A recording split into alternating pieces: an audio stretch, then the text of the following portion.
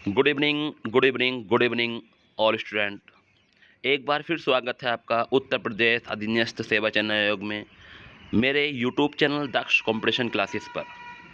और मैं आपका अपना मोहम्मद आशिम मलिक आपके लिए फिर लेकर आया हूँ धूम धड़ाके वाले प्रश्न जो आपके इस बार यूपी ट्रिपल से पैट के लिए वेरी वेरी वेरी महत्वपूर्ण होंगे।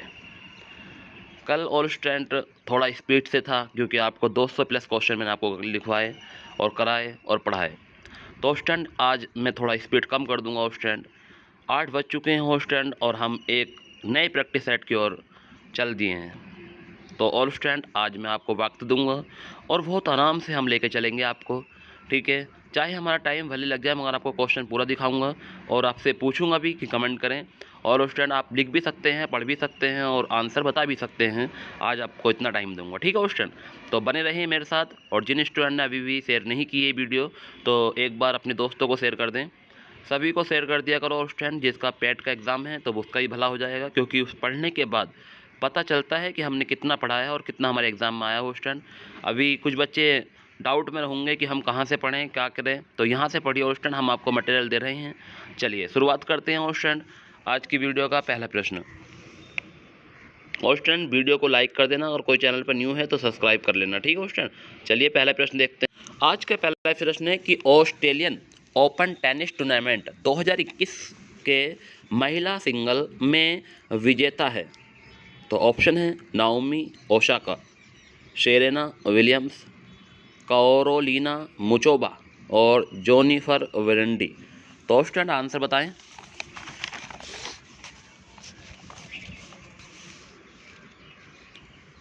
वेरी गुड, बहुत बढ़िया, कमेंट करें सभी स्टूडेंट। तो इसका जो आंसर हो जाएगा स्टूडेंट वो हो जाएगा नाओमी ओसाका, ये ऑप्शन हो जाएगा, ठीक है स्टूडेंट। तो अब स्पीड तो कम है, ठीक है, और अगर ज़्यादा टाइम लोगे फिर और ज़्यादा टाइम लग जाएगा स्टूडेंट। तो इसलिए थोड़ा अपने भी ध्यान रखिए और मेरा भी ध्यान रखिए, क्योंकि मुझे ज़्यादा से ज़्यादा क्वेश्चन पढ़ने हैं और आपको ज़्यादा ज़्यादा प्रश्न लगाने हैं, ठीक है।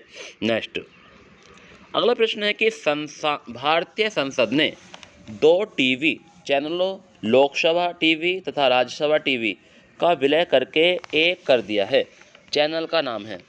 तो बताना स्टूडेंट कि भारतीय संसद ने 2 टीवी चैनल लोकसभा टीवी तथा राज्यसभा टीवी का विलय करके एक कर दिया है। चैनल का नाम है तो मोदी टीवी, इंडियन टीवी, भारतीय टीवी और संसद टीवी। तो बताना है मोदी है, इंडियन है, भारत है या संसद है। तो करें comment. Very good, very good, very good, very good, comment करते रहें क्वेश्चन, बहुत अच्छा लगता है मुझे। तो क्वेश्चन नंबर जो हमारा 2 है इसका आंसर हो जाएगा क्वेश्चन संसद टीवी, ठीक है। ऑप्शन नंबर डी इसका आंसर हो जाएगा क्वेश्चन। नेक्स्ट अगला प्रश्न है विश्व वन्य जीव दिवस कब मनाया जाता है।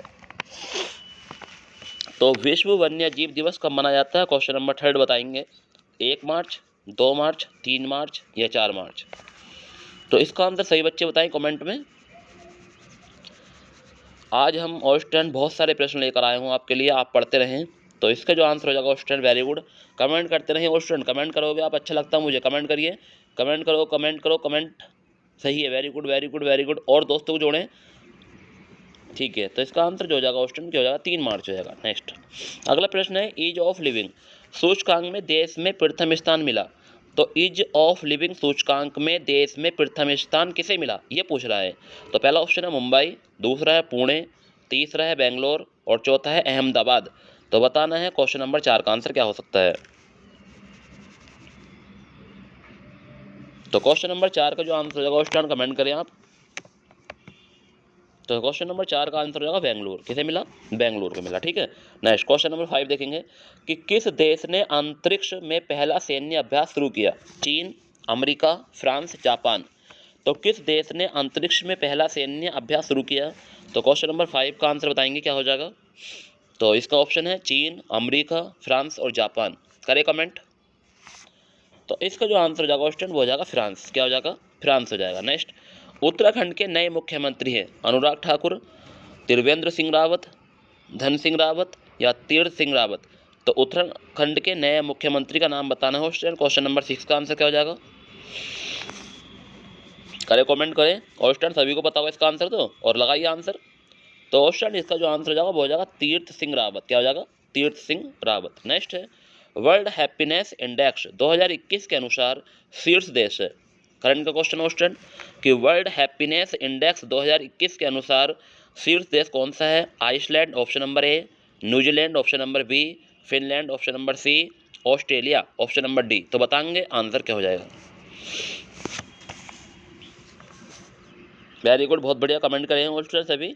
तो इसका जो आंसर हो जाएगा ऑप्शन वो हो जाएगा फिनलैंड। क्या हो जाएगा? फिनलैंड। नेक्स्ट आगे देखेंगे वर्ल्ड हैप्पीनेस इंडेक्स 2021 में भारत का कौन सा स्थान है। ये क्वेश्चन कई बार पूछा गया है ऑप्शन, और ये आने की संभावना भी है इस बार पक्का कि वर्ल्ड हैप्पीनेस इंडेक्स 2021 में भारत का कौन सा स्थान है। ऑप्शन नंबर ए है 129, ऑप्शन नंबर बी है 137, ऑप्शन नंबर सी है 139, ऑप्शन नंबर डी है 149। तो बताएं कमेंट में का आंसर होगा। चलिए वेरी गुड, बहुत बढ़िया। आप लोग कमेंट करते ना करें और स्टूडेंट, आप लोग कमेंट बहुत कम करते हो, पता नहीं क्या बात है। आपको आंसर नहीं पता है तो गलत लगाइए ना, मैं देखूंगा कि आपको कितना पता है। तो इसका आंसर जो हो जाएगा ऑप्शन हो जाएगा 139वां 139। ठीक है क्वेश्चन।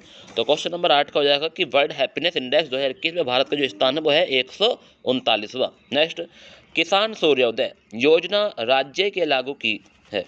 तो किसान सूर्योदय जो योजना है वो किस राज्य ने लागू की, ये पूछा है। तो किसान सूर्योदय योजना किस राज्य ने लागू की है। तो क्वेश्चन कमेंट करें। राजस्थान है, गुजरात है, हरियाणा है, पंजाब है। तो क्वेश्चन नंबर 9 का जो आंसर हो जाएगा क्वेश्चन क्या हो जाएगा कमेंट करें आप लोग। मैं आपका इंतजार कर रहा हूँ, आज तो आज को फुल समय दे रहा हूँ आप लोगों के लिए, सोचिए समझिए। तो इसका आंसर हो जाएगा गुजरात। क्या हो जाएगा? गुजरात होगा, ए बी ऑप्शन हो जाएगा। ठीक है। प्रवासी भारतीय दिवस मनाया जा गया। तो प्रवासी भारतीय दिवस कब मनाएगा क्वेश्चन? 5 जनवरी, 6 जनवरी, 8 जनवरी, 9 जनवरी। तो प्रवासी भारतीय दिवस कब मनाएगा क्वेश्चन तो बताना है। Very good very good very good, comment करते रहें। तो इसका आंसर हो जाएगा क्वेश्चन 9 जनवरी। कब मनाएगा? 9 जनवरी को मनाएगा। ठीक है। नेक्स्ट अगला प्रश्न देखेंगे क्वेश्चन। क्वेश्चन नंबर 11 है कि गौतम बुद्ध के जीवन काल के दौरान 7वीं और 6ठी शताब्दी ईसा पूर्व में कितने महान शक्तियाँ यानी महाजनपद अस्तित्व में थी। तो गौतम बुद्ध के जीवन काल के दौरान 7वीं और 6ठी शताब्दी ईसा पूर्व में कितनी महान शक्तियाँ अस्तित्व में थी? 11, 13, 17, 16। क्वेश्चन नंबर 11 का आंसर बताएं। क्वेश्चन ये क्वेश्चन पिछली बार भी आया था एग्जाम में, और पिछली बार भी आया था क्वेश्चन। इस क्वेश्चन को पढ़ के जाएं। तो इसका जो आंसर हो जाएगा क्वेश्चन क्या हो सकता है कमेंट करें आप लोग, फिर मैं बताता हूँ। Very good very good very good, comment की छड़ी लगा दो स्टूडेंट। जितने बच्चे देख रहे हैं सबको जोड़ो। और स्टूडेंट आपको ही तो पढ़ना है, आप किसी के चक्कर में मत पड़ो स्टूडेंट, आपको बने रहना है। क्योंकि कल मैंने देखा है कि हमारे चैनल पर 32 से 33 लोग आए और फिर 20-22 ही रहे। क्योंकि उनका मतलब ये होता है स्टूडेंट कि वो आपको ही परेशान करते हैं, क्योंकि आपको ये सोचते हैं कि हम आए थे तुम भी वापस आओ। तो ऐसा नहीं करना स्टूडेंट, क्योंकि उनको ये पता है कि वो डग्गा मार है कि कभी यहाँ कभी वहाँ। उनका एक लक्ष्य नहीं है और आपका एक लक्ष्य है स्टूडेंट, आपको जो जॉब लेनी है। तो इसका जो आंसर हो जाएगा क्वेश्चन वो क्या हो जाएगा? डी आंसर हो जाएगा 16। नेक्स्ट भारत पर शासन करने वाला पहला राजवंश कौन था। तो भारत पर शासन करने वाला पहला राजवंश बताना है। तो खिलजी वंश है, गुलाम वंश है, लोधी वंश है, तुगलक वंश है। तो भारत पर शासन करने वाला पहला राजवंश बताना है। क्वेश्चन नंबर 12 का आंसर क्या होगा? वेरी गुड, कमेंट करें। ऐसे क्वेश्चन कमेंट करते रहो, बहुत अच्छा लगता है मुझे। तो इसका जो आंसर हो जाएगा सर वो हो जाएगा गुलाम वंश। क्या हो जाएगा? गुलाम वंश हो जाएगा, बी ऑप्शन। नेक्स्ट है क्वेश्चन नंबर 13। क्वेश्चन नंबर 13 है कि निम्नलिखित में मोहम्मद गोरी का गुलाम कौन था? वह अपने स्वामी की मृत्यु के पश्चात शासक बना और गुलाम वंश की नींव रखी। तो कुतुबुद्दीन ऐबक, नासिरुद्दीन महमूद, इल्तुतमिश या गयासुद्दीन बलबन। तो बताना है क्वेश्चन इसका आंसर क्या हो जाएगा? क्वेश्चन नंबर 13 का आंसर। तो क्वेश्चन नंबर जो 13 का आंसर हो जाएगा क्वेश्चन वो हो जाएगा कुतुबुद्दीन ऐबक। कौन था? कुतुबुद्दीन ऐबक। नेक्स्ट है मौर्य वंश के पश्चात मगध पर किस वंश का राज्य स्थापित किया हुआ। तो मौर्य वंश के पश्चात मगध पर किस वंश का राज्य स्थापित हुआ, ये क्वेश्चन पूछा आपसे। तो बताना है सक्का, कुषाण का या सातवाहन का या संगू का। तो क्वेश्चन नंबर 14 का आंसर हो जाएगा क्या हो जाएगा क्वेश्चन? आप सभी जानते हैं कि मौर्य वंश के पश्चात जो मगध पर किस वंश का राज्य स्थापित हुआ था, तो वो था शंकु वंश। ठीक है, शंकु वंश से बोलते हैं। ठीक है, option number D. Next Vardhaman Mahavir को किस नदी के तट पर सर्वोच्च ज्ञान कैवल्य की प्राप्ति हुई। ये क्वेश्चन तो इतना इजी है क्वेश्चन कि आप आराम से बता देंगे। क्वेश्चन कमेंट करें, मैं आपका इंतजार करूंगा इस प्रश्न पे कम से कम 15 सेकंड आपका इंतजार कर रहा हूँ। सभी बच्चे जब तक कमेंट नहीं करेंगे मैं आगे नहीं बढ़ूंगा। ठीक है। तो वर्धमान महावीर को किस नदी के तट पर सर्वोच्च ज्ञान की प्राप्ति हुई, बताइए आंसर।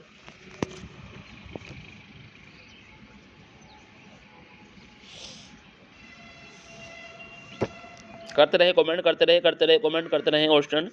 अरे बहुत टाइम है और स्टूडेंट, पढ़िए आप, मेरे साथ बने रहें, पढ़ते रहें आप, ठीक है। तो कमेंट करें और स्टूडेंट।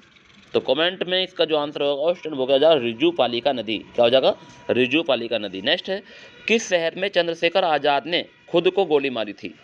किस शहर में चंद्रशेखर आज़ाद ने खुद को गोली मारी थी? क्वेश्चन कितने वेरी वेरी मोस्ट क्वेश्चन चल रहे हैं, बताओ। किस शहर में चंद्रशेखर आज़ाद ने खुद को गोली मारी थी? भोपाल, इलाहाबाद, कानपुर, जबलपुर। तो क्वेश्चन नंबर 16 का जो आंसर हो जाएगा वो आपको सभी को पता है। कहाँ मारी थी गोली, बताइए कमेंट में। वेरी गुड, बहुत बढ़िया, इलाहाबाद में मारी थी। कहाँ, इलाहाबाद में। ऑप्शन नंबर बी हो जाएगा। नेक्स्ट, मिलान करना हो स्टैंड। रामप्रसाद बिस्मिल लाहौर षड्यंत्र मामला, सूर्य सेन काकोरी षड्यंत्र मामला, अरविंद घोष चटगांव षड्यंत्र, शस्त्रगार छापा और भगत सिंह अलीपुर बम, ठीक है, मामला। तो बताना है कौन सा मिलान सही है, कौन सा, या अलग अलग हैं।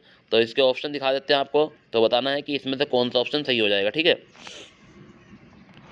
तो क्वेश्चन नंबर हमें सब देख लीजिए। क्वेश्चन नंबर 17 है और 17 का जो आंसर हो जाएगा, इन दोनों ही ऑप्शन में आंसर बता दो। तो ऑप्शन दिखाने की जरूरत ही नहीं है कि इसमें से आंसर मिल जाएगा। देख लो एक बार और, मिलाइए और फिर ऑप्शन देखिए। मिलाओ पहले, अब ऑप्शन देखो। तो इसका जो ऑप्शन हो जाएगा, पहले का दूसरा है, दूसरे का तीसरा है, तीसरे का चौथा है और चौथे का पहला है ऑप्शन, ये सही है, ठीक है ऑप्शन। तो आप सही से करते ना, ठीक है। एक बार क्वेश्चन और दिखा दूंगा। तो इसमें जो है आपका क्या है, पहले का दूसरा है। तो पहले का दूसरे का मतलब समझ रहे हो, रामप्रसाद बिस्मिल का कौन षड्यंत्र जो दूसरा है, दूसरे का तीसरा है सूर्य सेन चटगांव शस्त्र छापा, अरविंद घोष का तीसरे का चौथा है अलीपुर बम मामला और भगत सिंह लाहौर षड्यंत्र मामला, ठीक है। तो ध्यान रखना है, इस तरह से मिलाना था। नेक्स्ट, क्वेश्चन नंबर 18 की ओर चलते हैं। क्वेश्चन नंबर 18 है कि बनारस हिंदू विश्वविद्यालय की स्थापना किस में से किसने की? निम्नलिखित में से किसने की, ये पूछा है। तो रविन्द्रनाथ टैगोर, गणेश शंकर विद्यार्थी, वल्लभ पंत, मदन मोहन मालवीय। तो क्वेश्चन नंबर 18 का आंसर बताएंगे, बनारस हिंदू विश्वविद्यालय की स्थापना किसने की थी? करें कमेंट, ऑप्शन आपके सामने है। तो इसका जो आंसर हो जाएगा ऑप्शन वो क्या हो जाएगा, मदन मोहन मालवीय हो जाएगा, डी आंसर क्या हो जाएगा, मदन मोहन मालवीय। नेक्स्ट है, प्रसिद्ध गीत सारे जहां से अच्छा हिंदोस्ती था हमारा रचनाकार कौन है? शाहिर लुधियानवी, सर सैयद अहमद खां, मोहम्मद इकबाल या बहादुर शाह जफर। तो क्वेश्चन नंबर 19 का आंसर जो हो जाएगा वो क्या हो जाएगा, आपको सभी को पता है कि सारे जहां से अच्छा हिंदोस्ती था हमारा, तो मोहम्मद इकबाल, क्या है, मोहम्मद इकबाल, ठीक है, सी आंसर है। नेक्स्ट है, 16 अगस्त 1946 को प्रत्यक्ष कार्रवाई दिवस मनाया गया ईसाई लीग द्वारा, सिख लीग द्वारा, हिंदू लीग द्वारा, मुस्लिम लीग द्वारा। 16 अगस्त 1946 को जो प्रत्यक्ष कार्यवाही दिवस मनाया गया था, तो किसके द्वारा मनाया गया था, ये पूछा है क्वेश्चन। तो क्वेश्चन नंबर 20 का आंसर बताएं। और जो प्रत्यक्ष कार्यवाही दिवस मनाया गया था क्वेश्चन, कमेंट करें आप, किसके द्वारा मनाया गया था? ईसाई, सिख, हिंदू, मुस्लिम। तो ए ऑप्शन है, बी है, सी है, डी है, करें कमेंट। तो इसका जो आंसर हो जाएगा ऑप्शन वो हो जाएगा डी, मुस्लिम लीग द्वारा। क्या हो जाएगा, मुस्लिम लीग द्वारा। वेरी गुड, बहुत अच्छा, ऐसे ही कमेंट करते रहें और पढ़ते रहें। उस दर्रे का नाम बताइए जो उत्तराखंड में तीर्थ यात्रियों द्वारा कैलाश मानसरोवर यात्रा के लिए प्रयोग किया जाता है। क्या पूछा है कि उस दर्रे का नाम बताइए जो उत्तराखंड में तीर्थ यात्रियों द्वारा कैलाश मानसरोवर यात्रा के लिए प्रयोग किया जाता है। पेंसिला, खरदुगला, बनिहार दर्रा या लिपुलेख दर्रा। तो बताना है ऑप्शन नंबर कौन सा हो जाएगा, क्वेश्चन नंबर 21 का। तो आप सभी जानते हैं जो उत्तराखंड में तीर्थयात्री कैलाश मानसरोवर यात्रा के लिए प्रयोग किया जाता है उस दर्रा का नाम है लिपुलेख दर्रा। तो ऑप्शन नंबर कौन सा हो जाएगा ऑप्शन, आप सभी जानते हैं अच्छे से कि सर इसका ऑप्शन हो जाएगा डी। क्या हो जाएगा, डी हो जाएगा। नेक्स्ट, क्वेश्चन नंबर 22, तवांग और लहासा को जोड़ने वाला दर्रा का नाम बताना है। तवांग और लहासा को जोड़ने वाला दर्रा, हापुन नगन दर्रा, कुमांज वंग दर्रा, बूमला दर्रा, चिकनकन दर्रा। क्वेश्चन नया प्रश्न है आप लोगों के लिए, मगर मेरे लिए नया नहीं है क्योंकि मैंने तो कई बार ये प्रश्न पढ़ लिया है। तो आप लोगों को आंसर बताना है। क्वेश्चन नंबर 22 का आंसर क्या हो जाएगा, तवांग व लहासा को जोड़ने वाला दर्रा का नाम आप सभी जानते हैं, क्या हो जाएगा। तो बताएं ऑप्शन में ए, बी, सी, डी, जो भी होगा आपका आंसर हो कह रहे ऑप्शन जल्द से जल्द कमेंट किया करो, क्योंकि आपको पता है, अगर हम नहीं बताएंगे और कौन बताएगा, क्योंकि आपको इसका आंसर बताना था। तो ऑप्शन नंबर सी हो जाएगा, बूमला दर्रा है। कौन सा है, बूमला दर्रा। नेक्स्ट है, निम्नलिखित में से किस दर्रे को जम्मू कश्मीर श्रीनगर को जोड़ने वाला गेटवे के रूप में जाना जाता है? तो निम्नलिखित में किस दर्रे को जम्मू कश्मीर नगर और जम्मू और श्रीनगर को जोड़ने वाला, ठीक है, जम्मू कश्मीर नहीं, जम्मू और श्रीनगर को जोड़ने वाला गेटवे के रूप में जाना जाता है?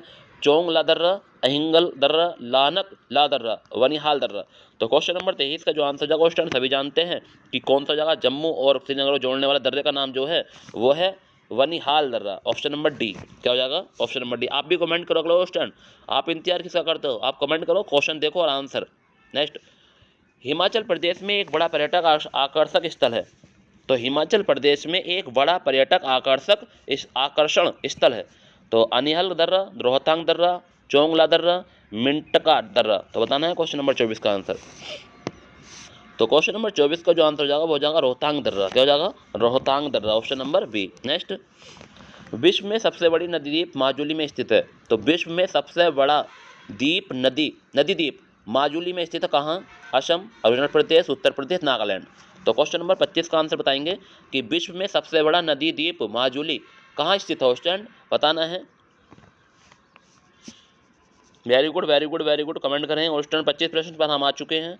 नेक्स्ट, तो इसका आंसर जो होगा क्वेश्चन वो हो जाएगा असम। क्या हो जाएगा? असम। नेक्स्ट, अगला प्रश्न देखेंगे। क्वेश्चन अगला प्रश्न क्या कह रहा है? क्वेश्चन नंबर 26, किसी अर्थव्यवस्था में सामान्य मूल्य स्तर में निरंतर वृद्धि को क्या कहा जाता है? ठीक है, किसी अर्थव्यवस्था में सामान्य मूल्य स्तर में निरंतर वृद्धि को क्या कहा जाता है? विस्फीति, मुद्रास्फीति, मुद्रा स्फीतिजनिक मंदी या अपस्फीति। तो बताना है निरंतर वृद्धि को क्या कहते हैं? क्वेश्चन नंबर 26 का आंसर। इसका क्वेश्चन शायद मैंने आपको 1-2 बार और बताया है कि सामान्य मूल्य स्तर में निरंतर वृद्धि को क्या कहा जाता है। तो इसका आंसर हो जाएगा मुद्रा स्फीति। Option number B. Next, Bharat में बैंकिंग विनियम अधिनियम कब पारित हुआ? वेल ओल्ड स्टूडेंट, इतनी बार क्वेश्चन पूछा गया है एग्जाम में कि भारत में बैंकिंग विनियम अधिनियम कब पारित हुआ। तो इसका आंसर सभी लोग बता देंगे 1951 में हुआ। Option number A. 1974 option number B. 1965 option number C. 1949 बताया आंसर। तो भारत में जो बैंकिंग विनियमन अधिनियम जो पारित हुआ था उस टाइम कब हुआ था? तो ऑप्शन आपका सही है, कुछ बच्चों का कुछ का गलत है। तो बताना है, इसका आंसर हो जाएगा 1949, डी आंसर। नेक्स्ट, मुद्रा ये कह सकते हैं धन या पूंजी किसका उदाहरण है? डूबी हुई पूंजी, चलायमान पूंजी, ठोस पूंजी या सामाजिक पूंजी। तो बताना है क्वेश्चन नंबर 28 का आंसर। तो आप सभी जानते हैं कि मुद्रा किसका उदाहरण है? जो चलायमान पूंजी का उदाहरण है। ऑप्शन नंबर बी हो जाएगा। ठीक है। नेक्स्ट, लाभ का अभिनव सिद्धांत किसने यानी कि विकसित किया? तो लाभ का अभिनव सिद्धांत किसने विकसित किया? Walker, Clark, Knight, Schumpeter. ठीक है, तो बताना है लाभ का अभिनव सिद्धांत किसने विकसित किया? तो क्वेश्चन नंबर 29 का आंसर बताएंगे। तो लाभ का अभिनव सिद्धांत किसने प्रकाशित किया था या विकसित किया था? तो वॉकर है, क्लार्क है, नाइट है, शुम्पीटर है। शुम्पीटर। तो बताना आंसर। तो लाभ का अभिनव सिद्धांत, तो करें कमेंट और स्टैंड। आज तो बहुत स्लो पढ़ रहा हूँ। Very good very good very good, ऐसे ही आंसर करते रहें। तो इसका आंसर जो होगा ऑप्शन वो होगा शुम्पीटर। ठीक है, ऑप्शन डी आंसर। नेक्स्ट, भारतीय अर्थव्यवस्था का मेरुदंड कौन सा क्षेत्र है? तो भारतीय अर्थव्यवस्था का मेरुदंड कौन सा क्षेत्र है? सेवा क्षेत्र, वित्तीय क्षेत्र, पर्यटन क्षेत्र या कृषि क्षेत्र। तो भारतीय अर्थव्यवस्था का मेरुदंड कौन सा क्षेत्र है? Question number 30। तो बताना इसका आंसर। तो भारतीय अर्थव्यवस्था का मेरुदंड जो कहा जाता है वो किसे कहा जाता है? कमेंट करें। चलिए, इसका जो आंसर हो जाएगा क्वेश्चन वो हो जाएगा आपका डी आंसर। क्या हो जाएगा? डी, कृषि क्षेत्र को कहा जाता है। किसे कहा जाता है? कृषि क्षेत्र। नेक्स्ट, इन में से कौन सा रूप वकमिन स्टार फ्लेरिन, ठीक है पकड़ाना है, यानी वकमिन स्टार फ्लेरिन का एक अपर रूप है? कौन सा रूप वकमिन स्टार फ्लेरिन का एक अपरूप है? तो फॉस्फोरस, लोहा, कार्बन या बोरॉन। ठीक है, बताना है बोरॉन। तो इसमें से कौन सा रूप वकमिन स्टार फ्लेरिन का एक अपरूप है? तो क्वेश्चन नंबर 31 का आंसर क्या होगा? क्वेश्चन बताएं। तो आप सभी जानते हैं। वेरी गुड, कमेंट करते रहें। तो कार्बन क्या हो जाएगा? कार्बन हो जाएगा। नेक्स्ट, अगला प्रश्न है कि निम्नलिखित में से कौन सा एल्डिहाइड है? वेरी गुड, कितना अच्छा प्रश्न पूछा गया ऑप्शन कि निम्नलिखित में से कौन सा एक एल्डिहाइड है? बताएं, इसका आंसर तो बता दोगे आप। तो प्रोपेन है, प्रोपेनोन है या प्रोपेनल है या प्रोपेनॉल है। तो बताना है ऑप्शन कौन सा आंसर होगा। तो क्वेश्चन नंबर 32 का आंसर क्या हो जाएगा? ऑप्शन कमेंट करें। तो एल्डिहाइड जो होता है ऑप्शन वो क्या होता है? प्रोपेनल होता है। देखिए, प्रोपेनल। ठीक है, ऑप्शन नंबर जो हो जाएगा हमारा क्या हो जाएगा? सी आंसर हो जाएगा। अगला प्रश्न है कि उस ग्रंथि का नाम बताइए जो अन्य अंतःस्रावी ग्रंथियों के कार्य को नियंत्रित करती है। तो उस ग्रंथि का नाम बताना है जो अन्य अंतःस्रावी ग्रंथियों के कार्य को नियंत्रित करती है। तो क्या नाम उस ग्रंथि का? अग्नाशय है, अधिवृक्क है ग्रंथि, रीनल ग्रंथि है या प्यूटरिक ग्रंथि है। तो बताना आंसर। क्वेश्चन नंबर 33 का आंसर क्या हो जाएगा कि उस ग्रंथि का नाम बताइए जो अन्य स्रावी ग्रंथियों को कार्यों को नियंत्रित करती है। तो क्वेश्चन नंबर 33 आंसर बताएं। अग्नाशय, अधिवृक्क ग्रंथि, रीनल ग्रंथि या प्यूटरिक ग्रंथि। तो स्टूडेंट इसका आंसर सभी बच्चे बताएंगे। Very good very good very good very good. Comment करते रहें और स्टूडेंट और बने रहें मेरे साथ, क्योंकि आपको पता है कि 8:20 के समथिंग हो चुके हैं। चलिए, तो इसका जो आंसर हो जाएगा वो स्टूडेंट वो क्या हो जाएगा, प्यूटरिक ग्रंथि। क्या हो जाएगा, प्यूटरिक ग्रंथि। Option number D. नेक्स्ट, निम्नलिखित में से कौन सा पदार्थ ओजोन परत को नष्ट करता है? Silicon, sulphur, carbon, chlorine. तो कौन सा पदार्थ ओजोन परत को नष्ट करता है स्टूडेंट? क्वेश्चन नंबर 34 का आंसर बताएंगे। सिलिकॉन है, सल्फर है, कार्बन है, क्लोरीन है। तो क्वेश्चन नंबर 34 का जो आंसर हो जाएगा क्वेश्चन क्या हो जाएगा, कमेंट करें। तो कौन सा पदार्थ ओजोन परत को नष्ट करता है? तो आपको सभी को पता है कि ओजोन परत को जो नष्ट करने वाला पदार्थ है वो कौन सा है। तो क्वेश्चन नंबर 34 का आंसर कमेंट करें स्टूडेंट, कमेंट करें, कमेंट करिए, कमेंट यार, बढ़िया, वेरी गुड। सभी स्टूडेंट कमेंट करो स्टूडेंट, क्योंकि आप जानते हैं कि हम अगर आंसर नहीं देंगे तो सर को कैसे पता चलेगा कि हमारा आंसर क्या था। तो यही आंसर होगा स्टूडेंट। तो इसका आंसर जो हो जाएगा वो हो जाएगा क्लोरीन। कौन हो जाएगा, क्लोरीन। नेक्स्ट, बिजली से धातु चढ़ाना, यानी कि बिजली से धातु चढ़ाना गैल्वीकरण की प्रक्रिया को लोहे पर क्या जम जाता है? तो बिजली से धातु चढ़ाना गैल्वीकरण बोलते हैं, इसके इस प्रक्रिया को क्या बोलते हैं, गैल्वेनीकरण को कहते हैं। तो लोहे पर क्या जम जाता है? तांबा, टिन, जस्ता या एल्युमिनियम। ये क्वेश्चन तो बहुत ईजी है। तो क्वेश्चन नंबर 35 का आंसर बताएं। तो क्वेश्चन नंबर 35 का जो आंसर हो जाएगा स्टूडेंट वो क्या हो जाएगा? तो क्वेश्चन नंबर 35 का जो आंसर होगा स्टूडेंट वो सी हो जाएगा। और स्टूडेंट आज आपको मैथ के, रीजनिंग के और यानी कि रीजनिंग के छोड़ो आपको इंग्लिश के प्रश्न भी दिखाऊंगा स्टूडेंट, ठीक है। तो आप लोग बताना अगर आंसर पता चले तो, ठीक है। तो बिजली में धातु चढ़ाना गैल्वेनिक की प्रक्रिया को क्या लोहे पर क्या जम जाता है? जस्ता जम जाता है। नेक्स्ट, भारतीय संविधान में अवशिष्ट शक्तियों यानी कि रेजिडुअल पावर का विचार संविधान में लिया गया। दक्षिण अफ्रीका, अमेरिका, कनाडा, जापान। तो भारतीय संविधान में अवशिष्ट शक्तियों का विचार संविधान में कहाँ से लिया गया, ये पूछा है। तो दक्षिण अफ्रीका से लिया गया, अमेरिका से, कनाडा से, जापान से। तो क्वेश्चन नंबर 36 का आंसर बताएंगे क्या हो जाएगा। तो क्वेश्चन नंबर 36 का जो आंसर होगा स्टूडेंट आप सभी जानते हैं कहाँ से लिया गया था, कनाडा से लिया गया था। कहाँ से? ऑप्शन नंबर सी हो जाएगा। प्रत्येक 2 वर्ष बाद राज्यसभा में कितने सदस्यगण सेवानिवृत्त हो जाते हैं? तो प्रत्येक 2 वर्ष बाद राज्यसभा में कितने सदस्यगण सेवानिवृत्त हो जाते हैं स्टूडेंट? तो बता। तो स्टूडेंट 1/4, 1/2, 1/3 या 15। तो बताना है। क्वेश्चन नंबर 37 का आंसर जो हो जाएगा आपको सभी पता है कि राज्यसभा में 2 वर्ष बाद कितने सदस्य सेवानिवृत्त हो जाते हैं? तो 1/3। कितने हो जाते हैं? कुल का 1/3, ठीक है। और आप जानते हैं सभी कि कितना हो जाएगा, सही ऑप्शन हो जाएगा, ठीक है। नेक्स्ट, निम्नलिखित में से किस लोकसभा अध्यक्ष का कार्यकाल सर्वाधिक रहा? तो क्वेश्चन कितना मोस्ट क्वेश्चन पूछा गया बताओ, ऐसे प्रश्न पूछे जाते हैं एग्जाम में। तो निम्नलिखित में से किस लोकसभा अध्यक्ष का कार्यकाल सबसे अधिक रहा? डॉक्टर GS ढिल्लन, मीरा कुमार, बलवन जाखड़ और बलराम जाखड़ और हुकम सिंह। तो बताना है किसका लोकसभा यानी कि लोकसभा अध्यक्ष जिसका कार्यकाल सबसे अधिक रहा क्वेश्चन। तो क्वेश्चन नंबर 38 का आंसर बताएंगे। तो आप सभी जानते हैं कि जो सबसे अधिक लोकसभा अध्यक्ष का रहा था वो था डॉक्टर बलराम जाखड़, ठीक है। Option number C. नेक्स्ट, शून्यकाल का अर्थ बताना है स्टूडेंट। जब विपक्ष का प्रस्ताव मान लिया जाए, जब कोई अति महत्वपूर्ण विषय पर चर्चा हो, जब धन विधेयक लोकसभा में पेश किया जाए, निर्धारित नहीं है। तो बताएंगे शून्यकाल का अर्थ। कमेंट करो अब तो। अरे अब तो बहुत ही स्लो चल रहा है मामला, करिए कमेंट। वाह गजब। अपने और दोस्तों को जोड़ो यार, सही से जोड़ो करो ऑप्शन। उनसे कहो कि पैट स्पेशल क्लास जो आपने नहीं पढ़ा है, बिना पढ़ो तो कुछ होने वाला नहीं है। आप पढ़ लीजिए ना, और भूल नहीं सकते ऑप्शन, इतना कह रहा हूँ। अगर ऑप्शन नहीं मिले तो आप धड़ाक से लगाओगे कि हाँ ये आंसर था, सर ने बताया था। तो ऑप्शन नंबर क्या हो जाएगा ऑप्शन, कमेंट कर दीजिए। आपने कमेंट किया बहुत बच्चों ने। तो देखिए इसका फाइनल आंसर क्या होगा। तो इसका जो फाइनल आंसर होगा स्टूडेंट वो होगा हमारा शून्यकाल, जब कोई अति महत्वपूर्ण विषय पर चर्चा हो। तो ऑप्शन नंबर बी हो जाएगा, ठीक है, जब कोई अति महत्वपूर्ण विषय पर चर्चा हो। नेक्स्ट, राज्यसभा का सदस्य बनने के लिए न्यूनतम आयु कितनी है? सब ऑप्शन कितना चुटकी भरा क्वेश्चन है। 21 वर्ष, 25 वर्ष, 30 वर्ष, 35 वर्ष। तो बताएंगे कि राज्यसभा का सदस्य बनने के लिए न्यूनतम आयु कितनी चाहिए? क्वेश्चन नंबर 40 है। तो स्टूडेंट इसका जो आंसर हो जाएगा वो हो जाएगा हमारा 30 वर्ष। कितने हैं? 30 वर्ष है, ठीक है, सी ऑप्शन। तो आप सभी जानते हैं कि राज्यसभा का अगर सदस्य बनना है तो हमें 30 वर्ष की आयु पूर्ण करनी होगी। तो क्वेश्चन नंबर 40 का जो आंसर सी आंसर हो जाएगा। Cricket world cup the Indian challenge पुस्तक के लेखक कौन है? ऑस्ट्रेन, अगर ये क्वेश्चन आपने नहीं बताया तो देख लेना, सही नहीं होगा बिल्कुल भी। तो बताएं, cricket world cup the Indian challenge पुस्तक के लेखक कौन है? हर्ष भोगले, संजय मांजरेकर, नरोत्तम पुरी या आशीष रे? तो बताना है question number 41। In the Indian challenge पुस्तक के लेखक बताने हैं स्टूडेंट, करिए कमेंट। वेरी गुड, बहुत बढ़िया, करते रहें। तो इसका जो आंसर होगा स्टूडेंट वो हो जाएगा ऑप्शन नंबर डी, आशीष रे। क्या हो जाएगा?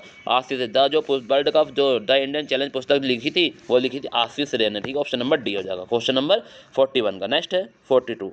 भारत में सबसे बड़ी झील वेम्बनाड झील देश के किस राज्य में स्थित है? तो भारत की सबसे बड़ी झील वेम्बनाड झील देश के किस राज्य में स्थित है? पूछा है केरल, तमिलनाडु, कर्नाटक या आंध्र प्रदेश। तो क्वेश्चन नंबर 42 का आंसर बताएंगे आप लोग। तो आप सभी जानते हैं वेम्बनाड झील जो है वो कहाँ स्थित है। तो इसका आंसर जो होगा ऑस्ट्रेलिया वो क्या हो जाएगा? केरल हो जाएगा। क्या हो जाएगा? केरल हो जाएगा। Next question number 43। Chamera hydro electric project किस राज्य में स्थित है? जो चमेरा हाइड्रो इलेक्ट्रिक प्रोजेक्ट किस राज्य में स्थित है? महाराष्ट्र, गुजरात, पंजाब, हिमाचल प्रदेश। तो क्वेश्चन नंबर 43 का आंसर बताएं। तो आपको सभी को पता है option Chamera hydro electric project किस राज्य में है, तो आप सभी जानते हैं। तो ऑप्शन कौन सा हो जाएगा? ए, बी, सी, डी। तो इसका जो आंसर होगा ऑप्शन हो जाएगा डी आंसर। क्या हो जाएगा? डी। यह अगला प्रश्न है कि गाहिरा माथा अभ्यारण्य ओडिशा में खालिस्तान के लिए मात्र अभ्यारण्य है? कछुआ, हिरन, हाथी, मगरमच्छ। तो बताना है गाहिरा माथा अभ्यारण्य ओडिशा में के लिए एक मात्र अभ्यारण्य है। तो कछुआ है, हिरन है, हाथी या मगरमच्छ है।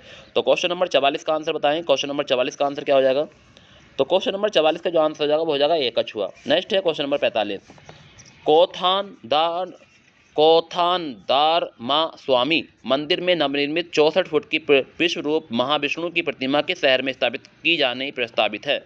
तो बताइए, कोथानदार माँ स्वामी मंदिर में नवनिर्मित 64 फुट की विश्वरूप महाविष्णु की प्रतिमा किस शहर में स्थापित की जानी प्रस्तावित है? क्वेश्चन नंबर 45 लगा चुके हैं हम। तो बताइए क्वेश्चन नंबर 45 का आंसर क्या हो जाएगा? तो क्वेश्चन नंबर जो 45 का आंसर हो जाएगा स्टूडेंट बताना है मदुरई, चेन्नई, हैदराबाद या बेंगलुरु। तो बताइए कमेंट में स्टूडेंट। आपको पूरा टाइम दे रहा हूँ, अच्छे से करते रहें स्टूडेंट, मेरे साथ बने रहें। तो इसका जो आंसर हो जाएगा स्टूडेंट हो जाएगा बेंगलुरु। क्या हो जाएगा? बेंगलुरु। नेक्स्ट 2019 के चुनाव के बाद निर्वाचित लोकसभा है कौन सी है? 16वीं, 18वीं, 15वीं, 17वीं। तो 2019 के चुनावों के बाद निर्वाचित लोकसभा कौन सी लोकसभा है, ये पूछा है। तो क्वेश्चन नंबर 46 का जो आंसर हो जाएगा ऑप्शन हो जाएगा डी आंसर, 17वीं लोकसभा है। कौन सी है?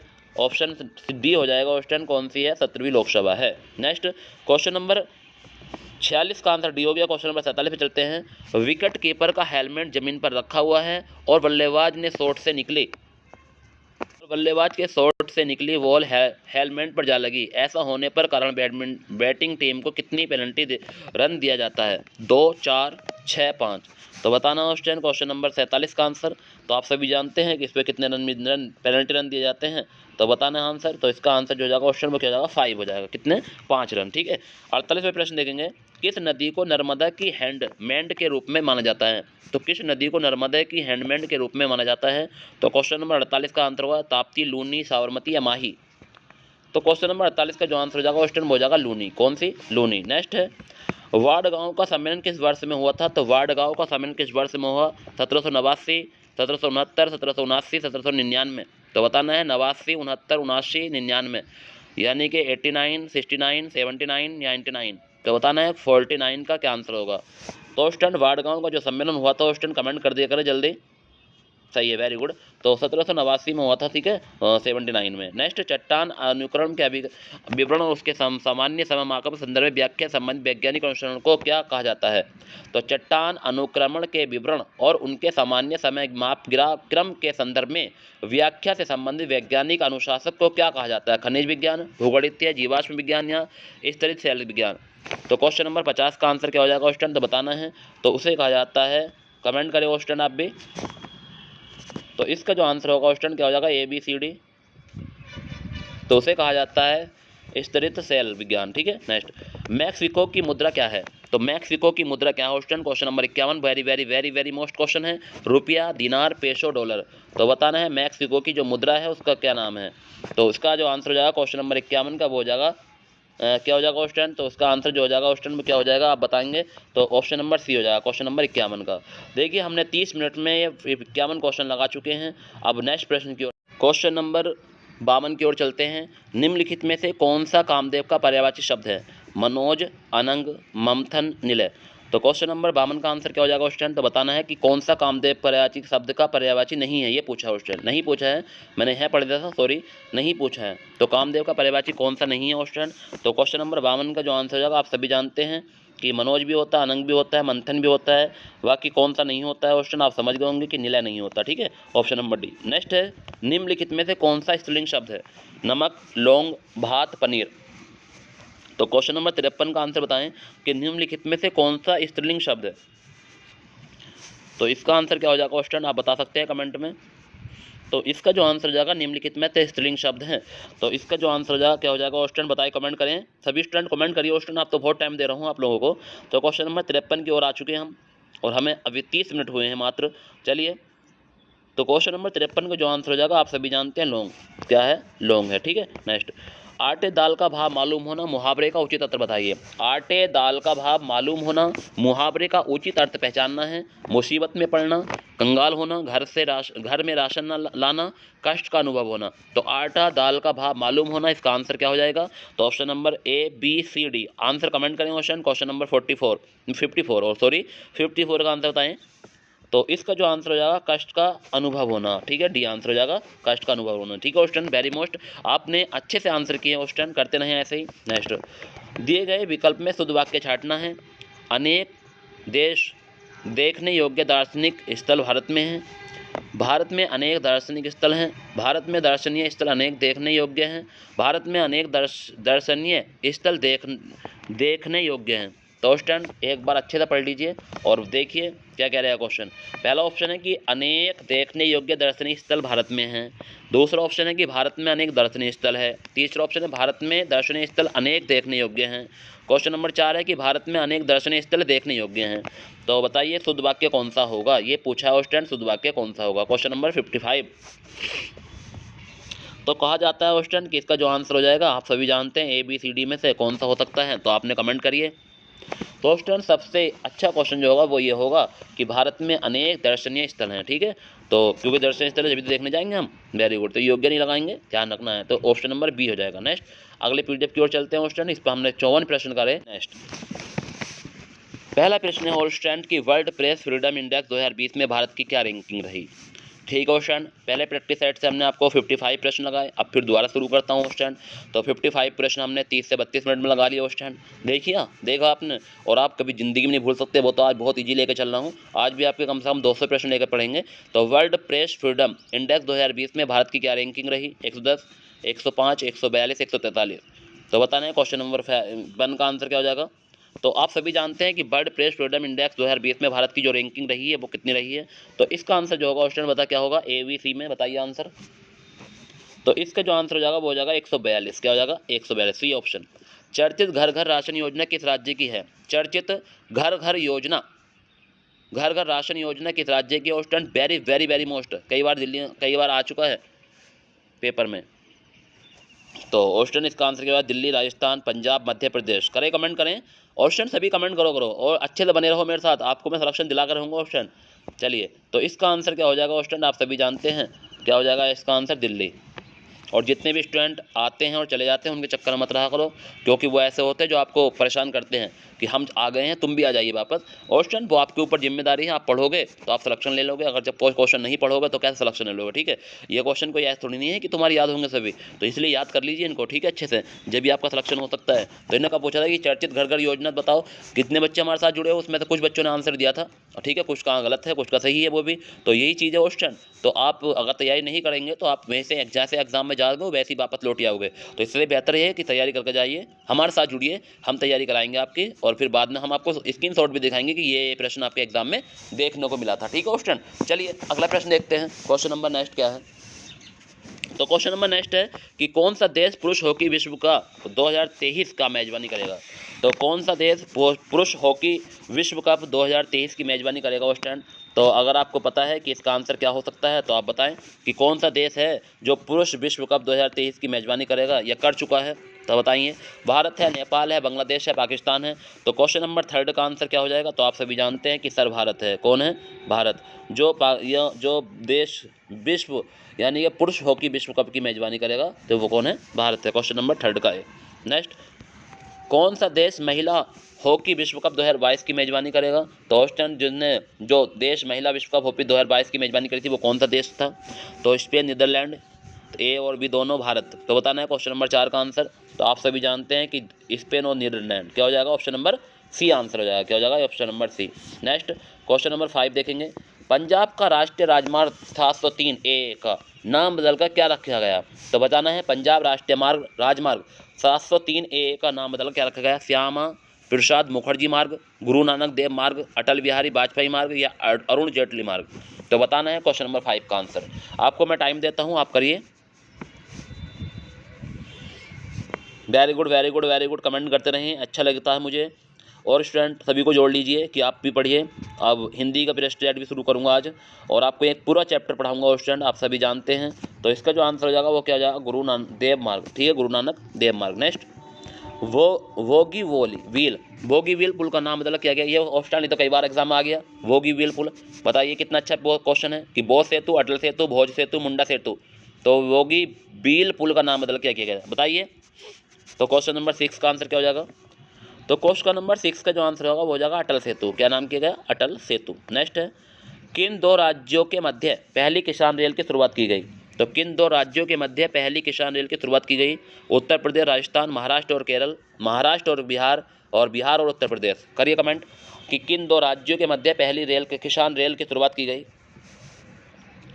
तो क्वेश्चन नंबर 7 का आंसर जो हो जाएगा क्वेश्चन वो आप सभी जानते हैं, क्या हो जाएगा? महाराष्ट्र और बिहार। ठीक है क्वेश्चन, सी आंसर हो जाएगा क्वेश्चन नंबर 7 का। नेक्स्ट है क्वेश्चन नंबर 8। राफेल उड़ाने वाली पहली महिला पायलट बनी है? रत्ना सिंह, शिवांगी सिंह, रितु सैनी, सरिता राठौर। तो राफेल उड़ाने वाली पहली महिला पायलट कौन बनी है? क्वेश्चन नंबर 8 का आंसर बताएंगे। तो क्वेश्चन नंबर 8 का जो आंसर हो जाएगा वो कौन सा हो जाएगा क्वेश्चन? आप सभी जानते हैं कि राफेल उड़ाने वाली पहली महिला पायलट। आंसर करिए कमेंट में। तो वो है शिवांगी सिंह। क्या है? वेरी गुड, बहुत बढ़िया। आप लोगों ने आंसर करते हो दिल खुश हो जाता है। वेरी गुड, आपको पता है आंसर। वेरी गुड, बहुत बढ़िया। नेक्स्ट है, चर्चित पुस्तक Wuhan diary dispatch quality need city के लेखक कौन है? Fang Fang, CNG Zhang, UB Singh, इनमें से कोई नहीं। और स्टूडेंट ऐसे प्रश्न आते हैं जो आपको परेशान कर देते हैं पढ़ते पढ़ते। ठीक है, क्वेश्चन नंबर 9 का मगर हम आपको परेशान नहीं होने देंगे स्टूडेंट अगर आप पढ़ के जाएंगे तो। ठीक है, तो चर्चित पुस्तक बताना है कि आपके सामने लिखा हुआ है पुस्तक का नाम और आप ऑप्शन देखिए और आंसर लगाइए। Very good, very good, very good, very good. करिए आंसर, ऐसे ही करते रहें। और स्टूडेंट इसका जो आंसर हो जाएगा वो हो जाएगा Fang Fang. Next, question number 10 की ओर बढ़ते हैं। और क्वेश्चन नंबर 10 क्या? क्वेश्चन नंबर 10 है और स्टूडेंट हमारा कि वर्ष 2020 में साहित्य का नोबेल पुरस्कार मिला। तो वर्ष 2020 में साहित्य का नोबेल पुरस्कार किसे मिला स्टूडेंट? ऐसे ही करंट अफेयर्स का क्वेश्चन पूछे जाएंगे एग्जाम में। तो वॉस्टन पॉप, पीटर हेन्स, लिली वेलेक्स या लुइस गिलेक्स। तो बताना है क्वेश्चन नंबर 10 का आंसर क्या हो जाएगा। तो क्वेश्चन नंबर 10 का आंसर हो जाएगा स्टूडेंट वो क्या हो सकता है? तो इसका जो आंसर हो जाएगा वो हो जाएगा लुइस गिलेक्स। क्या हो जाएगा? लुइस गिलेक्स। ठीक है, तो ध्यान रखना है वर्ष 2020 में साहित्य का नोबेल पुरस्कार जो मिला था वो मिला था लुइस गिलेक्स को। ठीक है, नेक्स्ट क्वेश्चन नंबर 11 देखेंगे। मनुष्य के जीवन का सर्वोत्तम धैर्य है कैवल्य जिसका अर्थ है। तो मनुष्य के जीवन का सर्वोत्तम धैर्य है कैवल्य जिसका अर्थ क्या है? ये पूछा है।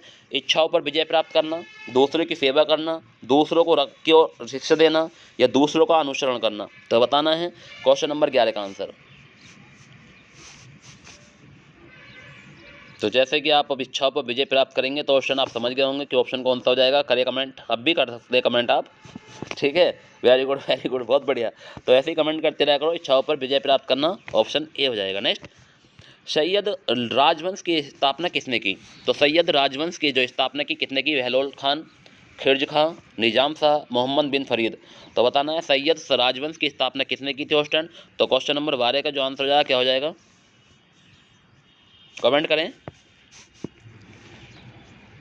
तो सैयद राजवंश की स्थापना जो की थी वो किसने की थी स्टूडेंट? ABCD में से आंसर कौन सा हो जाएगा आप बता सकते हैं? तो इसका हो जाएगा खिलजी खां। कौन सा हो जाएगा? Khilji Khan, option number B. Next, Alauddin Khilji के शासनकाल में निम्नलिखित में से कौन सा राज्यपाल था? तो अलाउद्दीन खिलजी के शासनकाल में निम्नलिखित में से कौन सा राज्यपाल था? जलालुद्दीन खिलजी, शमसुद्दीन इल्तुतमिश, नसरुद्दीन महमूद या गियासुद्दीन तुगलक? तो बताना है कि जलालुद्दीन खिलजी के शासनकाल में कौन राज्यपाल था?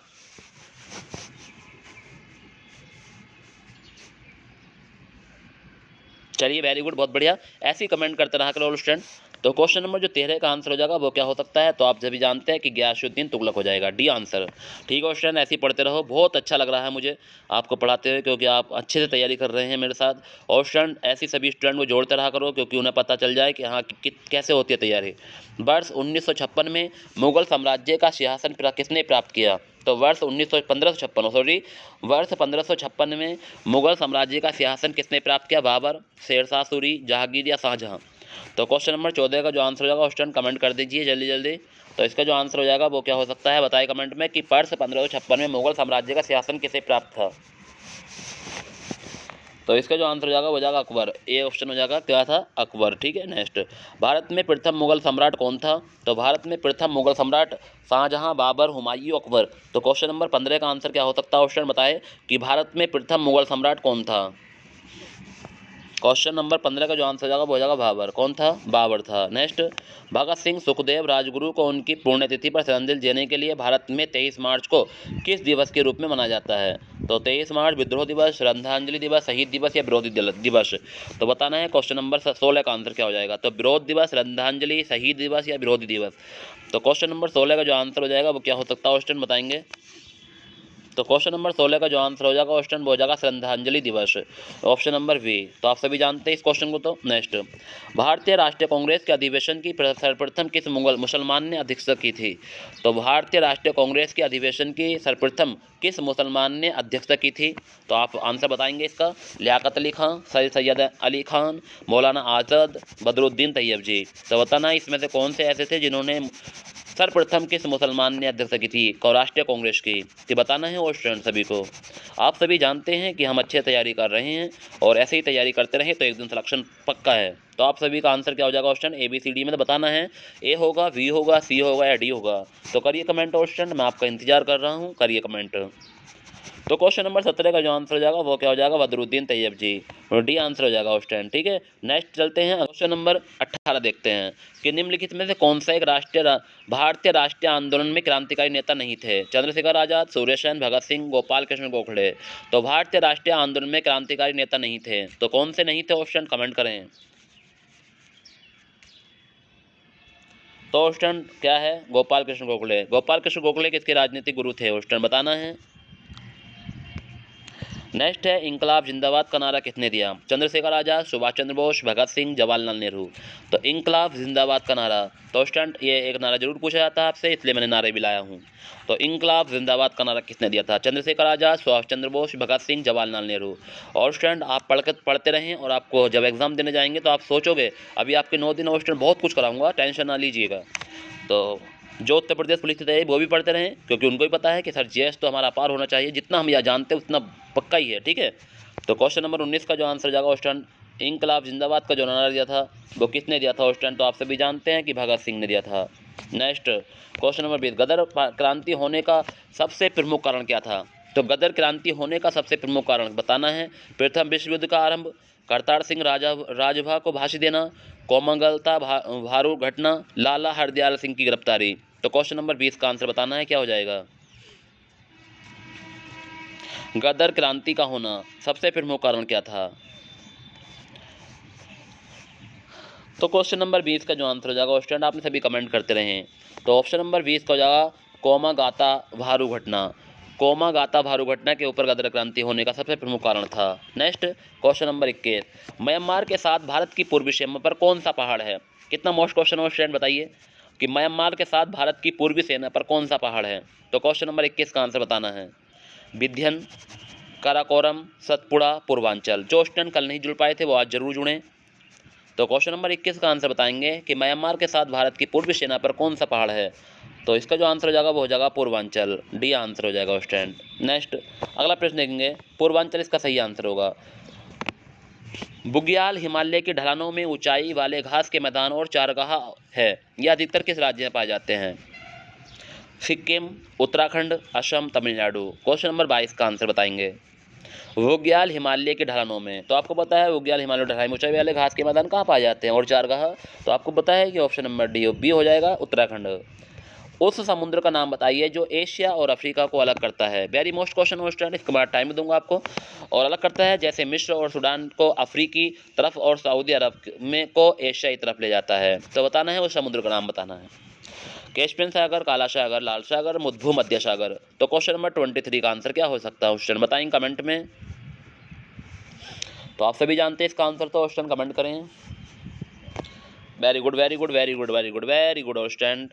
जो स्टूडेंट अभी आए हैं तो वो सभी चैनल को लाइक कर दें, सब्सक्राइब कर लें अगर नहीं है तो, और चैनल को लाइक जरूर किया करें स्टूडेंट, और कमेंट किया करें तो आपको वीडियो कैसी लगी। देखिए इसका जो आंसर हो जाएगा वो हो जाएगा लाल सागर। क्या हो जाएगा? लाल सागर। नेक्स्ट, 1 घंटे के समायांतर को देशीय दूरी तो होगी, तो 1 घंटे के समायांतर में देशांतरीय दूरी होगी 15 डिग्री, 30 डिग्री, 45 डिग्री, 60 डिग्री। तो क्वेश्चन नंबर 24। तो आप सभी जानते हैं 1 घंटे की समायांतर देशांतर दूरी जो होती है वो कितनी होती है, तो कितनी होती है क्वेश्चन, तो कमेंट करें आप लोग, मैं आपका इंतजार करूँगा। तो इसका जो आंसर होगा क्वेश्चन वो हो जाएगा 15 डिग्री। कितना हो जाएगा? 15 डिग्री। 1 डिग्री अक्षांश कितने किलोमीटर के को दर्शाती है, तो 1 डिग्री अक्षांश कितने किलोमीटर को दर्शाती है question. Very very very most question है, आपको अगर नहीं पता है तो आज पता चल जाएगा। तो क्वेश्चन नंबर 25 का आंसर करिए। 111, 141, 161, 191, ABCD करिए कमेंट क्वेश्चन, आपका इंतजार कर रहा हूँ। तो एक अक्षांश जो दर्शाती है क्वेश्चन वो 111 किलोमीटर को दर्शाती है। कितने किलोमीटर? 111 किलोमीटर। नेक्स्ट, भारतीय संविधान के अनुच्छेद 123 के तहत अध्यादेशों को जारी करने की शक्ति निम्न में किसके पास है, तो बताना क्वेश्चन कि भारतीय संविधान के अनुच्छेद 123 के तहत अध्यादेशों को जारी करने की शक्ति किसके पास है। चलिए ऑप्शन है लोकसभा अध्यक्ष, राज्यसभा के सभापति, राष्ट्रपति, महान्यायवादी। तो क्वेश्चन नंबर 26 का आंसर क्या हो जाएगा, तो आप सभी के पास जानते हैं किसका आंसर जो हो जाएगा। ऑप्शन नंबर कौन सा हो सकता है क्वेश्चन, तुम बताना जरा। Very good very good very good, राष्ट्रपति हो जाएगा। क्या हो जाएगा? राष्ट्रपति। संसद के सदनों को बुलाने की शक्ति किसके पास है? संसद के सदनों को बुलाने की शक्ति किसके पास है? राष्ट्रपति, अध्यक्ष, प्रधानमंत्री, उपराष्ट्रपति। तो पहला ऑप्शन है राष्ट्रपति, दूसरा अध्यक्ष, तीसरा है प्रधानमंत्री, चौथा उपराष्ट्रपति। तो क्वेश्चन नंबर 27 का आंसर क्या हो जाएगा, तो संसद के सदनों को बुलाने की शक्ति भी राष्ट्रपति के पास है। नेक्स्ट, भारतीय संविधान के अनुसार संपत्ति का अधिकार क्या है, तो भारतीय संविधान के अनुसार संपत्ति का अधिकार क्या है? मूलभूत अधिकार, विधिक अधिकार, दोनों, या इनमें से कोई नहीं। तो क्वेश्चन नंबर 28 का आंसर क्या हो जाएगा, तो भारत संविधान के अनुसार संपत्ति का अधिकार जो है वो है विधिक अधिकार। कैसा अधिकार है? विधिक अधिकार है। ऑप्शन नंबर बी हो जाएगा।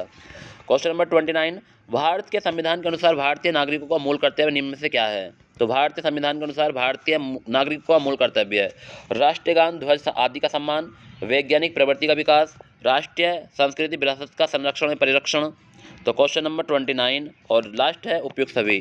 तो ऑप्शन आपको सभी को पता है कि सभी काम करने महत्वपूर्ण होंगे, तो बताना है क्या ऑप्शन हो जाएगा, तो हो जाएगा उपयुक्त सभी, डी ऑप्शन हो जाएगा। नेक्स्ट 30 प्रश्न देखते हैं। सूचना का अधिकार किस पर आधारित है, अनुच्छेद 14 के अंतर्गत निहित बातों को जानने का अधिकार, अनुच्छेद 19 फर्स्ट के अनुसार निहित, अनुच्छेद 21, अनुच्छेद 32। तो बताना है सूचना का अधिकार। क्वेश्चन नंबर 30, तो सभी जानते हैं कि क्वेश्चन नंबर 30 का जो आंसर हो जाएगा वो क्या हो सकता है, अनुच्छेद 19। ठीक है, ऑप्शन नंबर सी बी हो जाएगा।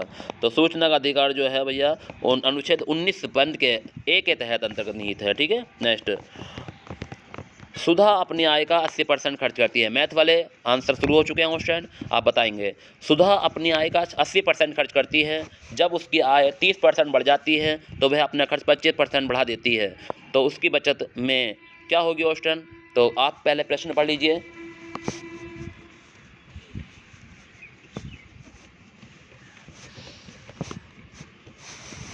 पचास % की वृद्धि ऑप्शन देखिए, अब 5% की कमी, 5% की कमी, वृद्धि, कमी और 30% की कमी। तो ऑप्शन बताना है कि सुधा अपनी आय का 80% खर्च करती है, जब उसकी आय 30% बढ़ जाती है तो वह अपना खर्च 25% बढ़ा देती है, तो उसकी बचत में है। तो 50% की वृद्धि, 5% की वृद्धि, 5% की कमी या 30% की कमी। तो आंसर बता सकते हैं क्वेश्चन नंबर 31। तो आप सभी जानते हैं कि सर इसका आंसर क्या हो जाएगा, कमेंट करें क्वेश्चन अगर आपको आंसर आ गया है तो। तो इसका जो आंसर हो जाएगा क्वेश्चन हो जाएगा 50% की वृद्धि। अच्छे प्रश्न लाता हूँ क्वेश्चन, आप करिया करें, ठीक है। ऐसे ही प्रश्न आएंगे आपके एग्जाम में। किसी वस्तु पर किसी लागत मूल्य का 1.2 गुना मूल्य अंकित किया जाता है। अंकित मूल्य पर फिर एक निश्चित छूट देने के बाद लाभ घटकर 10% रह जाता है, तो छूट प्रतिशत बताना है। तो क्वेश्चन नंबर 32 का आंसर बताएंगे क्या हो जाएगा। पहले प्रश्न पढ़ लीजिए, जब ऑप्शन दिखाऊंगा, तुक्का नहीं लगाना क्वेश्चन। किसी वस्तु पर उसकी लागत मूल्य का 1% 2 गुना अंकित किया जाता है, तो अंकित मूल्य की एक निश्चित छूट के बाद लाभ घटकर 10% रह जाता है, परसेंट छूट बतानी है। ऑप्शन है 9, 8 सही 2/3, 8 सही 1/3, 10। तो बताना है क्वेश्चन नंबर 32 का आंसर क्या हो जाएगा।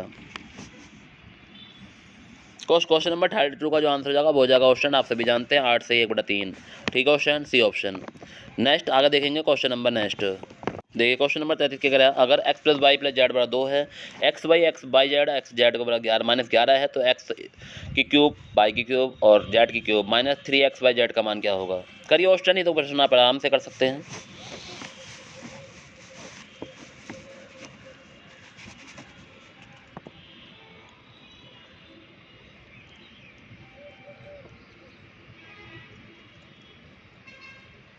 चलिए, तो क्वेश्चन नंबर 33 का आंसर क्या हो जाएगा क्वेश्चन, तो आप सभी जानते हैं कि सर इसका आंसर जो हो जाएगा क्या हो सकता है, वो हो जाएगा 74 नेक्स्ट।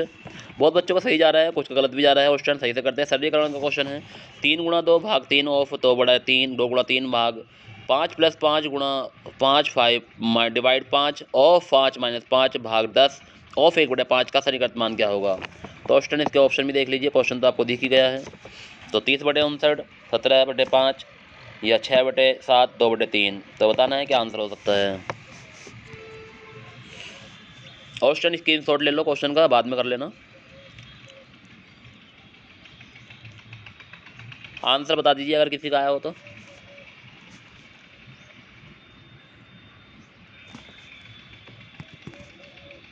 चलिए, इसका आंसर जो हो जाएगा क्वेश्चन वो क्या हो सकता है, आप कमेंट कर सकते हैं।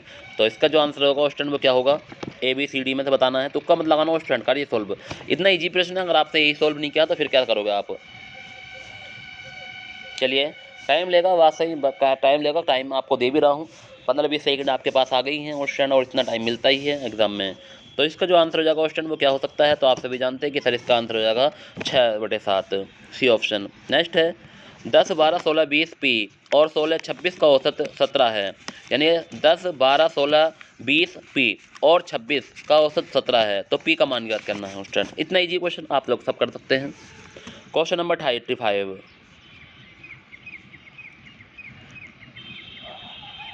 क्वेश्चन जो इसका आंसर हो जाएगा वो हो जाएगा 18। कौन सा हो जाएगा 18, ठीक है। मैथ के प्रश्न आए थे क्वेश्चन, आपने करे। भारत में बेरोजगारी संबंधी आंकड़े कौन जारी करता है, संसद, नीति आयोग, गृह मंत्री, वित्त आयोग। तो क्वेश्चन नंबर 36 का आंसर क्या हो जाएगा क्वेश्चन, तो भारत में बेरोजगारी संबंधी आंकड़े कौन जारी करता है। तो आप सभी जानते हैं कि भारत में बेरोजगारी आंकड़े जो संबंधी जारी करता है वो कौन करता है, बताइए आंसर। तो इसका जो आंसर हो जाएगा वो हो जाएगा नीति आयोग। नेक्स्ट है, नीति योजना के अंतर्गत सरकार को ने वह नीति बनाई जिसके हरित क्रांति का जन्म हुआ। द्वितीय पंचवर्षीय, तृतीय पंचवर्षीय योजना, चतुर्थ पंचवर्षीय योजना, छठी पंचवर्षीय योजना। किस योजना के अंतर्गत सरकार ने वह नीति बनाई जिसके अंतर्गत हरित क्रांति का जन्म हुआ। तो बताना है कौन सी पंचवर्षीय योजना थी जिसके अंतर्गत हरित क्रांति का जन्म हुआ था क्वेश्चन। तो बताना आंसर क्या हो जाएगा। तो question number 37, very very very most question, अगर आपने नहीं किया है तो क्वेश्चन ध्यान रखना। तो वह कौन सी योजना है जिसके अंदर सरकार ने नीति बनाई जिससे हरित क्रांति का जन्म हुआ। तो क्वेश्चन नंबर 37 का आंसर जो हो जाएगा वो हो जाएगा तृतीय पंचवर्षीय योजना। नेक्स्ट है, निम्नलिखित में कौन सा अप्रत्यक्ष कर है, बिक्री कर, उत्पादन शुल्क, सीमा शुल्क, व्यय शुल्क। तो क्वेश्चन नंबर 38 का आंसर बताएं। अप्रत्यक्ष कर आप सभी जानते हैं कौन सा हो जाएगा क्वेश्चन, तो आप बताइए। तो इसका जो आंसर हो जाएगा क्वेश्चन वो हो जाएगा व्यय कर। कौन सा हो जाएगा, व्यय कर हो जाएगा। नेक्स्ट, अवमूल्यन का प्रमुख लक्षण होता है। तो अवमूल्यन का प्रमुख लक्षण बताना, आयात को बढ़ावा देना, निर्यात को बढ़ावा देना, आयात व निर्यात दोनों में बढ़ावा देना, और स्टैंड आयात एवं निर्यात दोनों को हतोत्साहित करना। तो अवमूल्यन का प्रमुख उदाहरण क्या है। तो क्वेश्चन नंबर 39 का आंसर क्या हो जाएगा। तो क्वेश्चन नंबर 39 आंसर हो जाएगा अवमूल्यन का निर्यात को बढ़ावा देना, निर्यात को बढ़ावा देना, स्टैंड बी ऑप्शन हो जाएगा। क्वेश्चन नंबर 40 देखेंगे, सार्वजनिक ऋण पर ब्याज किसका भाग है। उद्यमी द्वारा अंतरण भुगतान, राष्ट्रीय आय, सरकार द्वारा आंतरिक भुगतान, परिवार द्वारा व्यय भुगतान। तो बताना है क्वेश्चन नंबर 40 का आंसर क्या हो जाएगा। तो आप सभी जानते हैं सार्वजनिक ऋण का जो ब्याज किसका भाग है, तो वो हमें सभी को पता है सरकार द्वारा अंतरण भुगतान, सरकार द्वारा अंतरण भुगतान को कहा जाता है सार्वजनिक ऋण। नेक्स्ट है क्वेश्चन नंबर 31, रीत्यनुसार शब्द का संधि विच्छेद बताना है। तो रीत्यनुसार शब्द का संधि विच्छेद क्या होगा, रीति प्लस अनुसार, रीत्य प्लस अनुसार, ऋतु प्लस अनुसार, रीत प्लस अनुसार। रोशन ये हिंदी का पहला प्रश्न अब आपके सामने आया है, उससे पहले दूसरे प्रैक्टिस सेट में थे। तो बताना है रीत्य अनुसार का शब्द का संधि विच्छेद क्या होगा। तो इसका जो आंसर हो जाएगा क्वेश्चन हो जाएगा रीति प्लस अनुसार। तो इसका जो आंसर हो जाएगा ए ऑप्शन हो जाएगा क्वेश्चन। चलिए अगले प्रश्न प्रैक्टिस सेट में चलते हैं। तो पहले मैंने आपको 55 प्रश्न कराए, इसमें मैंने आपको 41 प्रश्न कराए। अब नेक्स्ट प्रैक्टिस सेट में चलते हैं क्वेश्चन, ठीक है। तो आप बने रहिए मेरे साथ, आपको ऐसे ऐसे प्रश्न ला रहा हूँ क्वेश्चन बना के कि आपके लिए वेरी वेरी महत्वपूर्ण रहेंगे। तो हमने कितने प्रश्न कर लिए क्वेश्चन का कमेंट करें कि अब तक जो बच्चे हमारे साथ बने हुए उन्होंने कितने प्रश्न कर लिए। अब नेक्स्ट प्रैक्टिस सेट की ओर चलते हैं।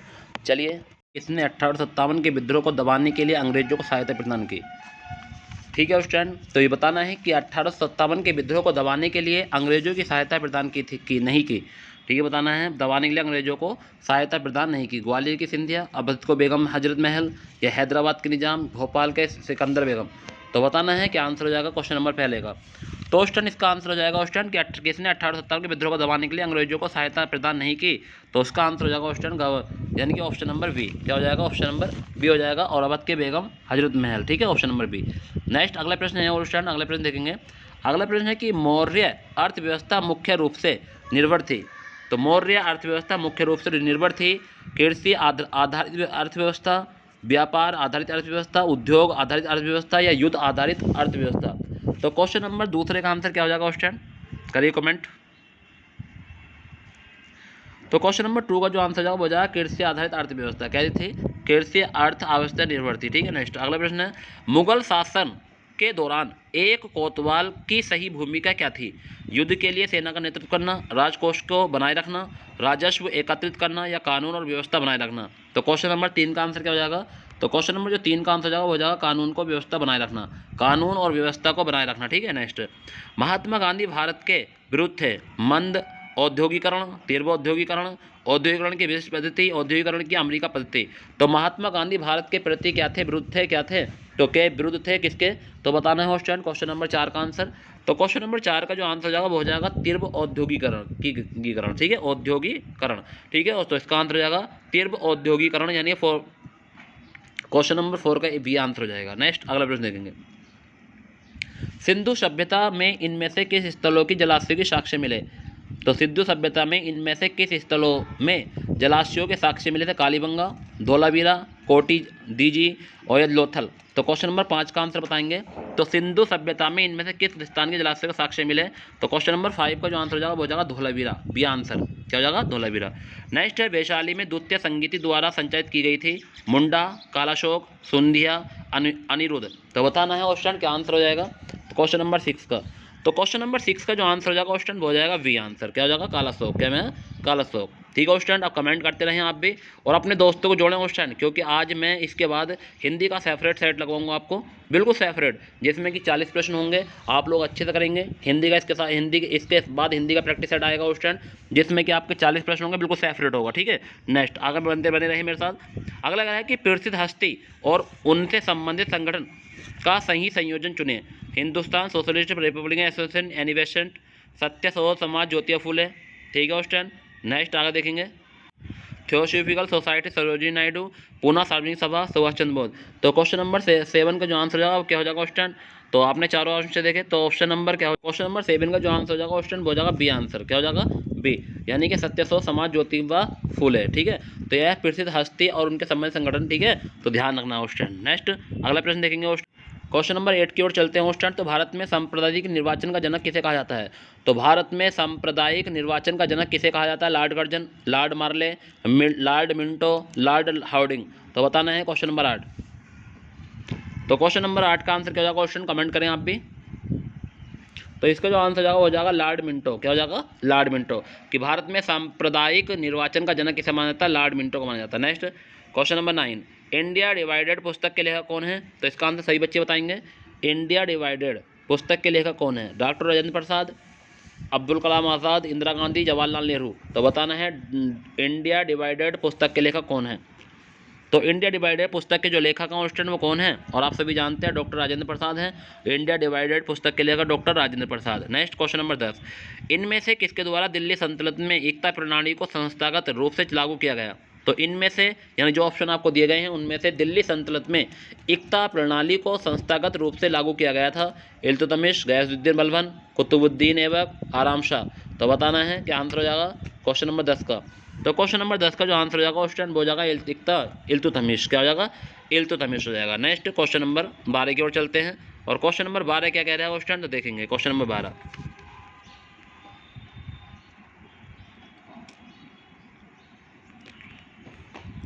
क्वेश्चन नंबर 11 की ओर चलते हैं, 12 नहीं 11।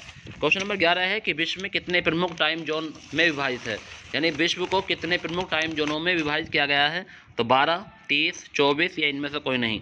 तो बताइए क्वेश्चन नंबर 11 का आंसर क्या हो जाएगा। तो क्वेश्चन नंबर जो 11 का आंसर हो जाएगा स्टूडेंट वो क्या हो जाएगा, आप बताएंगे विश्व का कितने प्रमुख टाइम जोनों में विभाजित किया गया है। तो क्वेश्चन नंबर 11 का जो आंसर हो जाएगा वो हो जाएगा सी आंसर। क्या हो जाएगा, सी आंसर।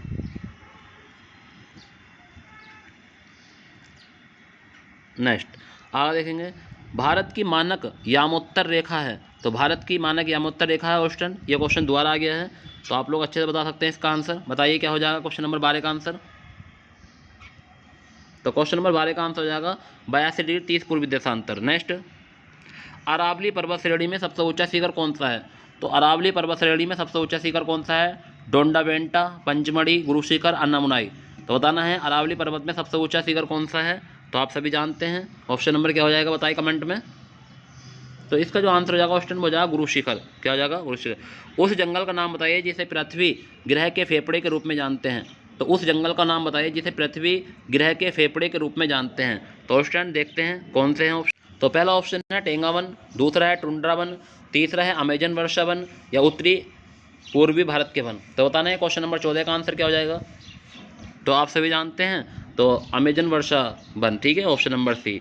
नेक्स्ट 15, निम्नलिखित में किस राज्य में यूरेनियम खनन भंडार पाए गए। तो निम्नलिखित में से किस राज्य में यूरेनियम खनन भंडार पाए गए, राजस्थान, छत्तीसगढ़, ओडिशा, मध्य प्रदेश। तो बताएं क्वेश्चन नंबर 15 का आंसर।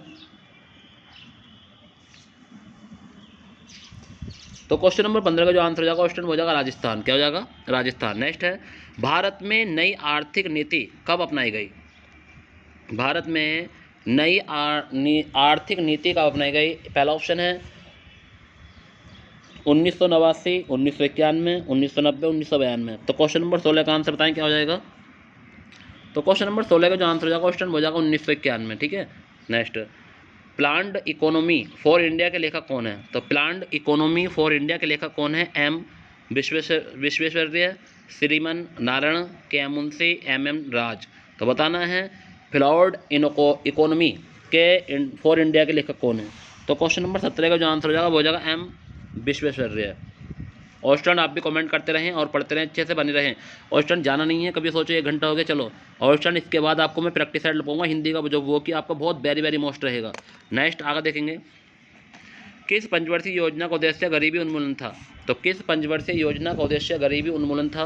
प्रथम पंचवर्षीय योजना, तृतीय पंचवर्षीय योजना, 5वीं पंचवर्षीय योजना, 7वीं पंचवर्षीय योजना। तो किस पंचवर्षीय योजना का उद्देश्य गरीबी उन्मूलन था, बताएं कमेंट में। वेरी गुड कमेंट करते रहें, बहुत दिल खुश होता है जब आप कमेंट करते हैं।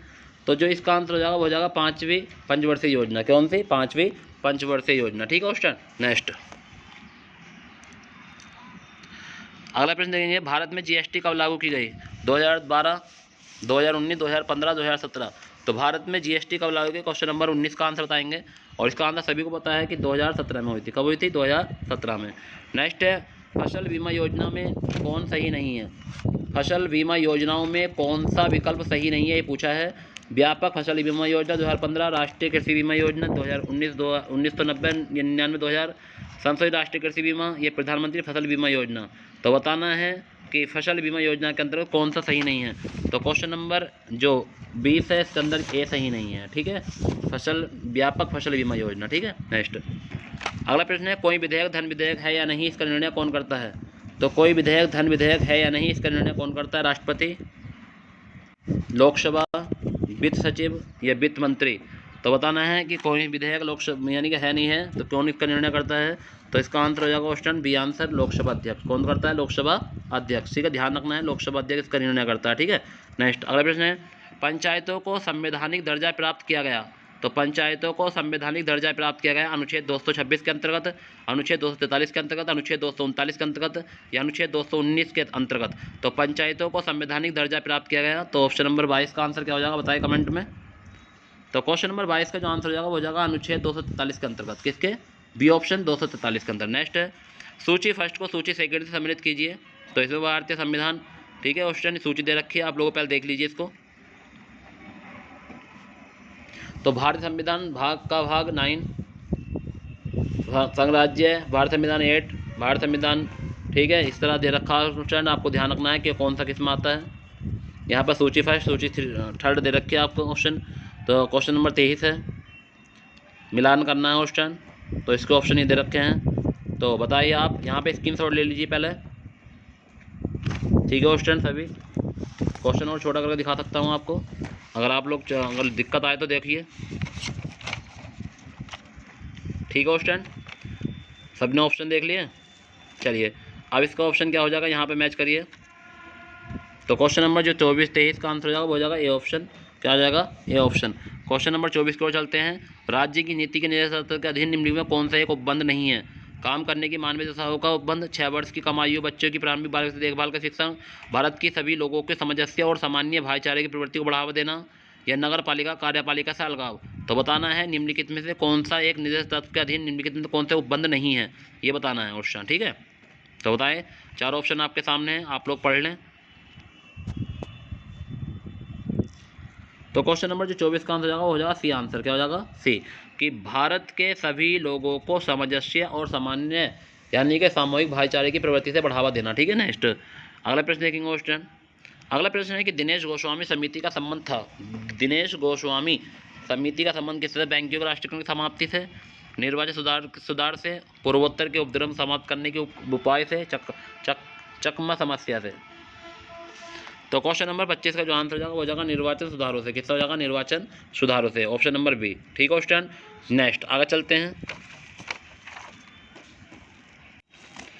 अगला प्रश्न है कि 1947 में लॉर्ड माउंटबेटन द्वारा घोषित भारत और पाकिस्तान के लिए सीमा आयोग के अध्यक्ष कौन थे। तो 1947 में लॉर्ड माउंटबेटन द्वारा घोषित भारत और पाकिस्तान की सीमा के आयोग के अध्यक्ष कौन थे? Lord Curzon, Lord Wavell, Clement Attlee या सिरिल रेडक्लिफ। तो बताना है क्वेश्चन नंबर पहले का आंसर क्या हो जाएगा। फिर अगला प्रैक्टिस सेट शुरू हो चुका क्वेश्चन, ऐसे ही लगवा दूंगा सारे प्रैक्टिस सेट और आप पढ़ के जाएँ। दुनिया कोने में कोई प्रैक्टिस सेट नहीं छोड़ूंगा, जितने भी आए होंगे, ठीक है, सब पढ़वा रहे हूँ आपको। आप लोग मेरे साथ बने रहें और स्टूडेंट ऐसे लगा का होंगे एग्जाम में कि इसका आंसर ये, इसका आंसर ये, इसका आंसर ये। ठीक है, तो 1947 में लॉर्ड माउंटबेटन द्वारा घोषित भारत और पाकिस्तान के लिए सीमा आयोग के अध्यक्ष कौन थे। तो क्वेश्चन नंबर 1900 यानी पहला आंसर है, तो बताएंगे इसका क्वेश्चन नंबर पहले का क्या आंसर हो जाएगा। लॉर्ड कर्जन है, लॉर्ड वेवेल है, क्लीमेंट एटली है, सिरिल रेडक्लिफ है। तो इसका आंसर हो जाएगा यानी सिरिल रेडक्लिफ। ठीक है, ऑप्शन डी आंसर। नेक्स्ट 1881 में केसरी अखबार की स्थापना किसने की थी? तो 1881 में केसरी अखबार की स्थापना किसने की थी? लाला मोहन घोष, लाल मालवीय, आनंद चरलू, बाल गंगाधर तिलक। तो 1881 में केसरी अखबार की स्थापना किसने की थी? तो बताना है क्वेश्चन नंबर 2 का आंसर। तो आप सभी जानते हैं किसने की थी स्टूडेंट, इसका आंसर सभी बच्चों को आ भी चुका है। तो बाल गंगाधर तिलक किसने की थी? बाल गंगाधर तिलक ने। ठीक है, नेक्स्ट महात्मा गांधी ने भारत में की स्थापना की सिफारिश की। जांच लोग सरल जीवन एवं उच्च कोष के आदर्श को अनुसरण करते हैं। आदर्श नगर, कुशल गांव, आदर्श धार्मिक केंद्र, आदर्श गांव। तो बताना है क्वेश्चन नंबर 3 का आंसर क्या हो जाएगा। तो क्वेश्चन नंबर 3 का आंसर आप कमेंट करेंगे और बताएंगे मुझे कि सर इसका आंसर ये हो जाएगा। और आप अच्छे जानते हैं कि इसका आंसर जो हो जाएगा वो क्या हो जाएगा, तो आप अच्छे जानते हैं कि बताइए कमेंट में। तो इसका हो जाएगा डी आंसर। क्या हो जाएगा? D answer. नेक्स्ट है निम्नलिखित में किस वेदों को गीता की पुस्तक मंत्रों का वेद या गीत की योग भी कहा जाता है? सामवेद, यजुर्वेद, अथर्ववेद, ऋग्वेद। निम्नलिखित में से किस वेद को गीत की पुस्तक, मंत्रों का वेद या गीत का योग भी कहा जाता है? तो क्वेश्चन नंबर 4 का जो आंसर होगा सभी जानते हैं किसे कहा जाता है। तो आप सभी लोग जानते हैं कि सामवेद को कहा जाता है। किसे कहा जाता है? सामवेद को। नेक्स्ट है पार्श्वनाथ को एक क्षत्रिय और बनारस के राजा अश्वसेन का पुत्र था, वह जैन तीर्थकर बना। 23वां, 24वां, प्रथम, द्वितीय। तो पार्श्वनाथ जो एक क्षत्रिय और बनारस के राजा अश्वघोष का पुत्र था, वह कौन सा तीर्थकर बने थे? ठीक है, जैन तीर्थकर। तो बताना है क्वेश्चन नंबर 5। तो पार्श्वनाथ जो बने थे एक 13वें यानी 23वें तीर्थंकर बने थे। कौन से? 23वें। Option number A. Very good, बहुत अच्छा, आप लोगों ने आंसर बताया। अशोक के शासनकाल की सबसे महत्वपूर्ण घटना कलिंग आधुनिक युग को पर विजय थी। उसके जीवन का एक महत्वपूर्ण परिवर्तन सिद्ध हुआ। असम, झारखंड, बिहार, उड़ीसा। तो बताना है क्वेश्चन नंबर 6 का आंसर क्या हो जाएगा। तो क्वेश्चन नंबर 6 का जो आंसर हो जाएगा वो हो जाएगा उड़ीसा। क्या हो जाएगा? उड़ीसा हो जाएगा। ठीक है, नेक्स्ट अगला प्रश्न देखेंगे। अगला प्रश्न है, निम्नलिखित संगीतकारों में से वह कौन है? निम्नलिखित संगीतकारों में से वह कौन है? वह कौन है जो 1253 से 1325 ईस्वी तक जीवित रहे थे और उन्होंने पारंपरिक तबला और सितार के आविष्कार के रूप में जाना जाता है? तानसेन, अमीर खुसरो और स्वामी शास्त्री या बेजू बाबरा। तो बताना क्वेश्चन, इसका आंसर क्या हो जाएगा। तो क्वेश्चन नंबर 7 का जो आंसर हो जाएगा क्वेश्चन कमेंट करें। तो क्वेश्चन नंबर 7 का जो आंसर होगा क्वेश्चन आप सभी जानते हैं कि अमीर खुसरो हो जाएगा। और क्या हो जाएगा? बी ऑप्शन हो जाएगा। क्या हो जाएगा? अमीर खुसरो। नेक्स्ट है, इनमें से कौन सा विकल्प सम्मिलित नहीं है? क्वेश्चन ये नारे आ गए और ये very very very very most है यूपी पैट के लिए हो। तो करो या मरो, लाला लाजपत राय, इंकलाब जिंदाबाद भगत सिंह, स्वराज मेरा जन्मसिद्ध अधिकार है बाल गंगाधर तिलक, तुम मुझे खून दो मैं तुम्हें आज़ादी दिलवाऊंगा सुभाष चंद्र बोस। तो बताना है क्वेश्चन नंबर 8 का आंसर क्या हो जाएगा। तो स्टैंड आपको बताना है कि कौन सा नारा सम्मिलित नहीं है। करो या मरो, लाला लाजपत राय, इंकलाब जिंदाबाद भगत सिंह, स्वराज मेरा जन्मसिद्ध अधिकार है बाल गंगाधर तिलक, तो मुझे खून दो मैं तुम्हें आज़ादी दिलूंगा सुभाष चंद्र बोस। तो स्टैंड आपको सभी को पता है कि करो या मरो का नारा लाला लाजपत राय ने नहीं दिया था। तो कमेंट करो किसने दिया था स्टैंड, बताइए कमेंट में। मेरे सभी डियर स्टूडेंट बताओ कि करो या मरो का नारा किसने दिया था। अगर लाला लाजपत राय ने नहीं दिया था तो बाकी नारे सभी सही हैं। इंकलाब जिंदाबाद का नारा भगत सिंह ने दिया, स्वराज मेरा जन्मसिद्ध अधिकार है बाल गंगाधर तिलक ने दिया, तुम मुझे खून दो मैं तुम्हें आज़ादी दूंगा सुभाष चंद्र बोस ने कहा। तो स्टूडेंट नहीं बताओ करो या मरो का नारा फिर किसने दिया। ठीक है, लाला लाजपत राय ने नहीं दिया तो करो या मरो का नारा किसने दिया कमेंट करेंगे स्टूडेंट, मैं आपका इंतजार करूँगा। मेरे जितने भी प्यारे डियर स्टूडेंट वीडियो देख रहे हैं तो वीडियो को लाइक जरूर कर दें, चैनल को सब्सक्राइब कर लें और अपने दोस्तों को जरूर शेयर किया करें। जितने भी आपके दोस्त फ्रेंड सर्किल में हैं उनको जरूर शेयर करें, ठीक है वीडियो। तो इसका जो आंसर हो जाएगा क्वेश्चन बताएं कमेंट में, मैं इंतजार कर रहा हूं जब तक।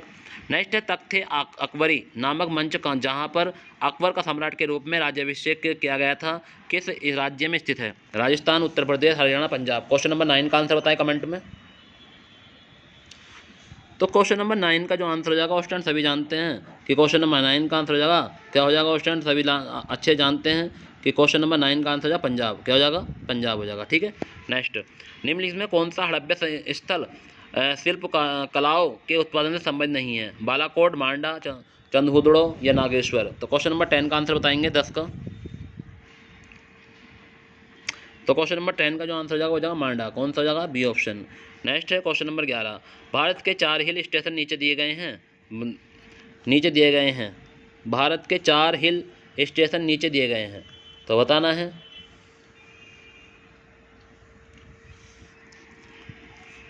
पहला है मन्नार कुर्ग, दूसरा है माउंट आबू, यानी कि पहला मन्नार फिर दूसरा कुर्ग, तीसरा माउंट आबू और एस डलहौजी। ठीक है, PQRS दिया है। तो निम्नलिखित में कौन सा दक्षिण से उत्तर की ओर उसके स्थानों को सही क्रम का प्रतिनिधित्व करता है? तो ये बताना है कि दक्षिण से उत्तर की ओर। ठीक है क्वेश्चन, तो इसके ऑप्शन दिए हैं आपको बताना है। तो क्वेश्चन नंबर 11 का आंसर क्या होगा? तो क्वेश्चन नंबर 11 का जो आंसर हो जाएगा क्वेश्चन वो हो जाएगा हमारा ए, PQRS। दक्षिण से उत्तर की ओर यही है हमारे। और PQRS का मतलब है पहला मन्नार, फिर कुर्ग, फिर माउंट आबू, फिर डलहौजी कुर्ग। ठीक है, तो मन्नार के बाद कुर्ग आएगा, फिर माउंट आबू, फिर डलहौजी। ठीक है, PQRS ए आंसर हो जाएगा क्वेश्चन। क्या हो जाएगा? ए आंसर हो जाएगा। ठीक है, नेक्स्ट क्वेश्चन नंबर 12, उत्तर और दक्षिण भारत को कौन सी पर्वत श्रृंखला पृथक करती है?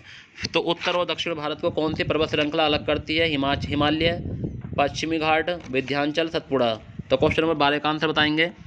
तो क्वेश्चन नंबर 12 का आंसर जाएगा वो जाएगा विंध्य। क्या हो जाएगा? विंध्य।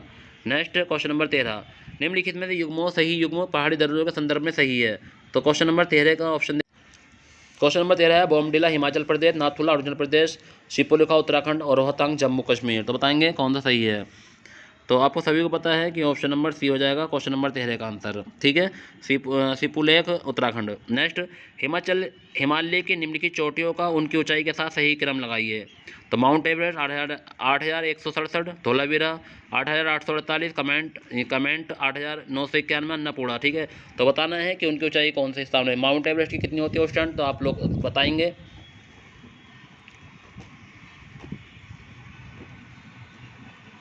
और स्टूडेंट एक ही ऑप्शन से पकड़े जाएंगे। क्वेश्चन नंबर 14 का जो आंसर हो जाएगा स्टूडेंट आप अच्छे से पकड़ लिया होगा। करिए, कमेंट करें। Very good very good very good, option comment करें। बस एक ही देख लो, माउंट एवरेस्ट कौन सा है, 8848 है, तो पहले का बी होगा। तो पहले का बी एक ही ऑप्शन है स्टूडेंट, तो यही आंसर हमारा क्या हो जाएगा, सही हो जाएगा। तो क्वेश्चन नंबर 14 का आंसर ए हो जाएगा। पहले का बी, दूसरे का ए। और स्टूडेंट सभी की ऊंचाई ध्यान रख लेना। चलो आपने आंसर तो बता दिया, मगर आप ऊंचाई भी ध्यान रखना, ठीक है। तो अगर माउंट एवरेस्ट की 8848 है, तो दूसरे की जो है धौलावीरा, उसकी कितनी होगी, ठीक है। तो कमेंट की कितनी होगी, तो कमेंट किया 7756, और अन्नपूर्णा की कितनी है, 8091, ठीक है। तो बताना है, आपसे कोई सही पूछ सकता है उस टाइम। तो देखो माउंट एवरेस्ट की तो ये हो गई, आपको पता चल गया, ठीक है। माउंट एवरेस्ट की कौन सी हो गई, ये हो गई, ठीक है।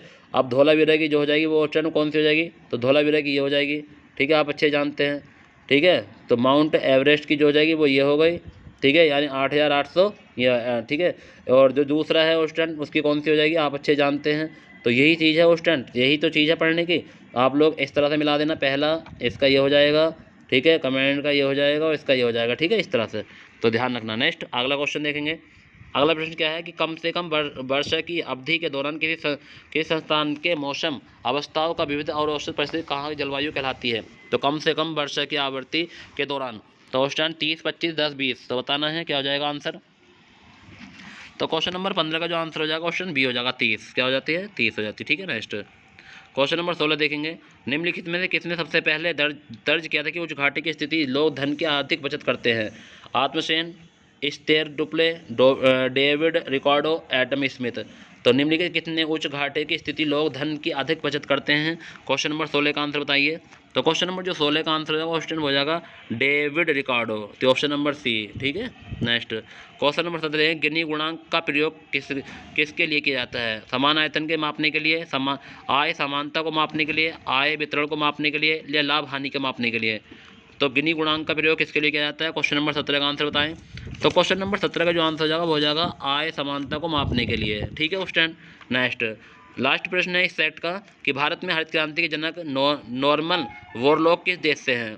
तो बताना है संयुक्त राज्य अमेरिका, ऑस्ट्रेलिया, मैक्सिको। तो बताना है क्वेश्चन नंबर 18 का आंसर। तो आपको सभी को बताया है कि हरित क्रांति के जनक नॉर्मन बोरलॉग किस देश से हैं, तो संयुक्त राज्य अमेरिका से हैं। ये आंसर होगा, क्या होगा, ये आंसर। नेक्स्ट अगले प्रश्न देखेंगे। अगले प्रश्न है कि रानी अवंतीबाई लोधी ने अंग्रेजों के खिलाफ 4000 की सेना खड़ी है और नेतृत्व किया, उन्होंने किस राज्य के प्रशासन को अधिकार में लिया था। झांसी, फैजाबाद, रामगढ़, मांडला। तो बताना है कि रानी अवंतीबाई लोधी ने अंग्रेजों के खिलाफ 4000 की सेना खड़ी है और नेतृत्व किया, जिन्होंने राज्य के प्रशासन के अधिकार में लिया था। झांसी, फैजाबाद, रामगढ़, मांडला। तो बताएंगे क्वेश्चन नंबर पहले का आंसर क्या हो जाएगा। तो क्वेश्चन नंबर पहले का जो आंसर हो जाएगा वो हो जाएगा रामगढ़। क्या हो जाएगा, रामगढ़। और स्टूडेंट कमेंट करते रहे आप जल्दी जल्दी। स्वतंत्रता प्राप्त करने के लिए गांधी जी ने किस नीतियों को वकालत की थी। तो स्वतंत्रता प्राप्त करने के लिए गांधी जी ने किस नीतियों की वकालत की थी। हिंसा का प्रयोग किए बिना भेदभाव के खिलाफ लड़ना, सरलता, साकार तथा उपवास, अतिशय तथा अत्याचारी कराधान के खिलाफ विरोध, स्वराज आंदोलन में सक्रिय भागीदारी। तो बताना है कि स्वतंत्रता प्राप्त करने के लिए गांधी जी ने किस नीतियों की वकालत की थी। तो क्वेश्चन नंबर 2 का जो आंसर हो जाएगा वो क्या हो जाएगा। ऑप्शन आप सभी जानते हैं कि हिंसा का प्रयोग किए बिना भेदभाव के खिलाफ लड़ना, ठीक है, ये ऑप्शन। आगे है निम्नलिखित में से किस शेरे बलिया के नाम से जाना जाता है। किसे शेरे बलिया के नाम से जानते हैं। भगत सिंह, चंद्रशेखर, चिंटू पांडे, मंगल पांडे। तो शेरे बलिया किसे कहते हैं। क्वेश्चन नंबर 3 का जो आंसर हो जाएगा ऑप्शन सभी जानते हैं चिंटू पांडे, चित्तू पांडे को कहते हैं, शेरे पंजाब, ठीक है, शेरे बलिया। नेक्स्ट दिल्ली में कुतुब मीनार दुनिया का सबसे बड़ा ऊंचा ईंटों का बना मीनार है, इसमें कौन से राजा ने इस निर्माण को योगदान नहीं दिया। फिरोज शाह तुगलक, कुतुबुद्दीन ऐबक, अलाउद्दीन खिलजी, इल्तुतमिश। तो किस राजा ने इस निर्माण को योगदान नहीं दिया था उस टाइम, तो बताना है।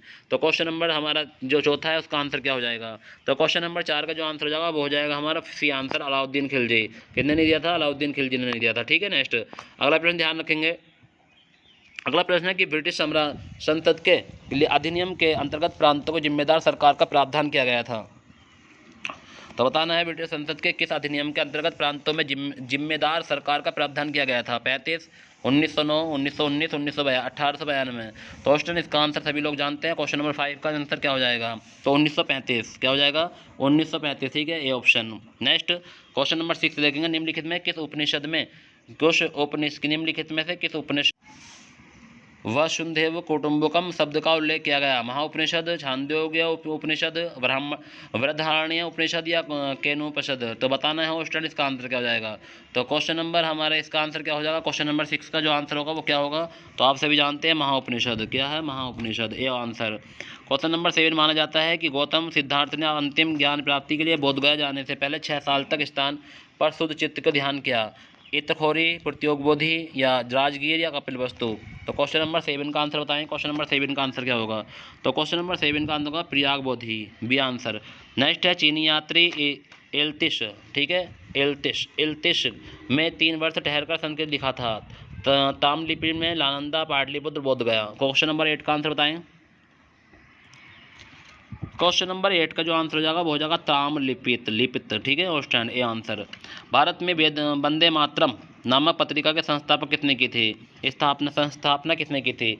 तो भारत में वंदे मातरम पत्रिका नामक पत्रिका की संस्थापना किसने की? रामचंद्र चटर्जी, गणेश शंकर विद्यार्थी, अरविंद घोष या बिपिन चंद्र पाल? तो बताना है क्वेश्चन नंबर 9 का आंसर।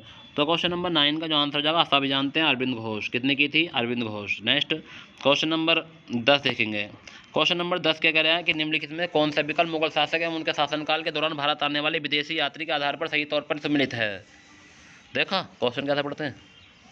तो शाहजहां, विलियम हॉकिंस, जहांगीर, हेमसान, औरंगजेब, मुंशी, अकबर सर थॉमस रो? तो बताना है दौरान आने वाले विदेशी यात्री के आधार पर सही तौर पर सम्मिलित है। तो बताना है कौन सा सही है। तो क्वेश्चन नंबर हमारा कौन सा है वो स्टूडेंट? क्वेश्चन नंबर 10 है और 10 का हमें आंसर बताना है। तो बताइए क्वेश्चन नंबर 10 का आंसर क्या होगा। तो क्वेश्चन नंबर 10 का जो आंसर हो जाएगा वो स्टूडेंट हो जाएगा औरंगजेब, मुंशी, ठीक है, मनुची। नेक्स्ट 11 रेड क्लिफ रेखा निम्नलिखित किसके साथ भारत की सीमा का सीमांकन करती है? तो रेड क्लिफ रेखा निम्नलिखित में से किसके साथ भारत की सीमा का सीमांकन करती है? पाकिस्तान, बांग्लादेश, नेपाल, चीन? तो क्वेश्चन नंबर 11 का आंसर सभी बच्चे बताएं कमेंट में, आपका इंतजार करूंगा मैं।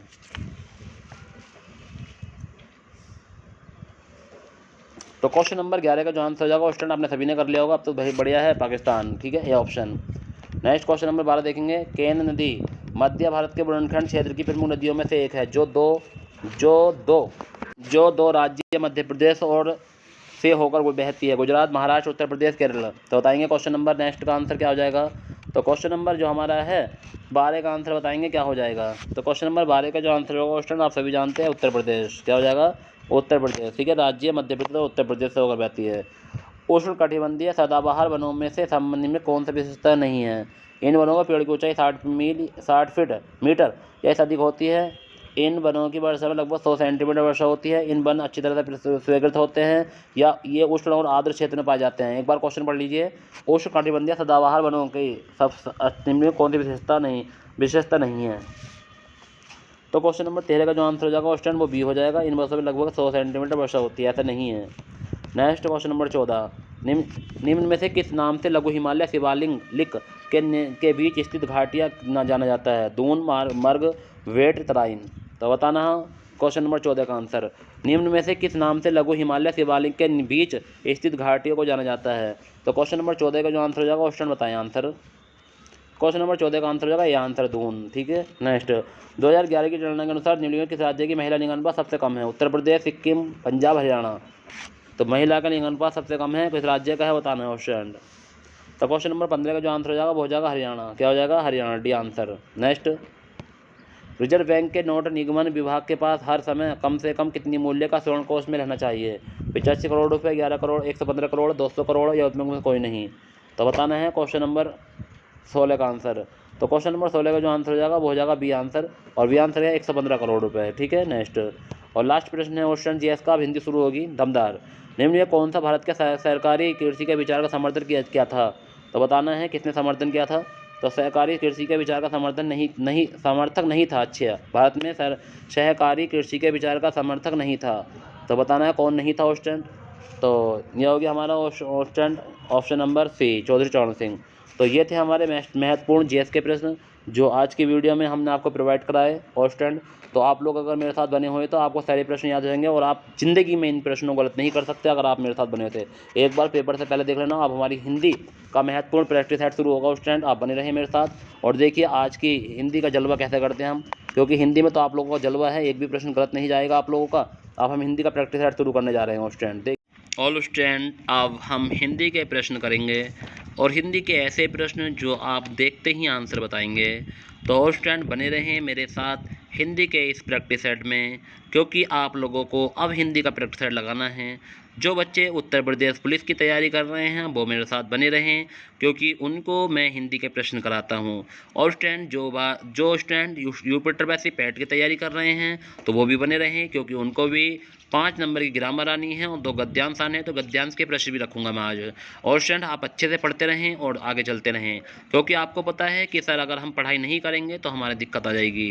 तो स्टूडेंट हमारा पहला प्रश्न क्या कह रहा है हिंदी का। और स्टूडेंट सभी बच्चे, अगर किसी को अभी भी आपको हिंदी का प्रैक्टिस सेट का पता नहीं चला है तो उसको ये वीडियो का लिंक सेंड कर दीजिए या उससे बता दीजिए कि इस टाइम हिंदी का प्रैक्टिस सेट शुरू हो चुका है और हिंदी में हम कौन कौन से प्रश्न लाए हैं उस टाइम वो आप देखेंगे और अपने आंसर लगाएंगे। और उस टाइम बहुत आराम से आपको मैं हिंदी का ये 40 प्रश्न कराऊंगा और आप अच्छे से करते रहेंगे। तो पहला प्रश्न है, अमृत और विष किसकी रचना है। तो पहला प्रश्न का जो आंसर हो जाएगा उस टाइम क्या हो सकता है। ऑप्शन नंबर है सुमित्रनंदन पंत, अमृतलाल नागर, केदारनाथ अग्रवाल, अब्दुल बिस्मिल्लाह खां। तो अमृत और विष किसकी रचना है उस टाइम तो बताना है। तो स्टूडेंट इसका आंसर कमेंट करें आप। और स्टूडेंट आप हिंदी के महाज्ञाता हो, आप अच्छे से पढ़ते रहो, क्योंकि आपको हिंदी के ऐसे प्रश्न भी देखने को मिलेंगे जो आपने आज तक नहीं देखे हैं। तो बताएंगे अमृत और विष किसकी रचना है।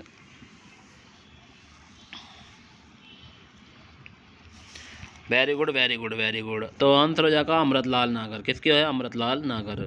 नेक्स्ट क्वेश्चन नंबर 2 देखेंगे। क्वेश्चन नंबर 2 है, निम्न में किस विकल्प में त्रुटि नहीं है। उस कागज़ पर मैंने हस्ताक्षर कर दिए, मैंने उस कागज़ में हस्ताक्षर कर दिए, उस कागज़ पर मैंने हस्ताक्षर कर दिए, मैंने हस्ताक्षर कर दिए उस कागज़ पर। तो स्टूडेंट बताएं कौन सा ऑप्शन में त्रुटि नहीं है।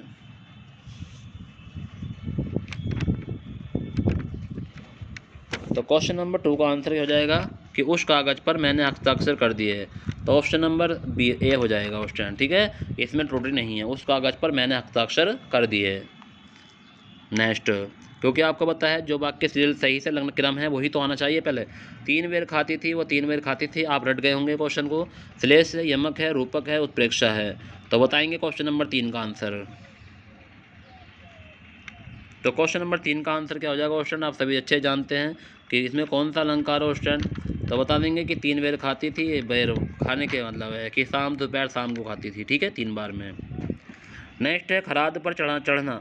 खराद पर चढ़ना अर्थ कौन सा विकल्प में है। कठिनाई में पड़ना, शत्रु के सामने आमने सामने आना, जांच में आना, सच्चाई के सामना करना। खराद पर चढ़ना क्वेश्चन नंबर 4। तो खराद पर चढ़ना स्टूडेंट कठिनाई में पड़ना, ऑप्शन नंबर ए हो जाएगा। नेक्स्ट, काली घटा का घमंड घटा, पंक्ति में अलंकार पहचानिए। यमक, रूपक, मानवीय, अनुप्रास। तो काली घटा का घमंड घटा,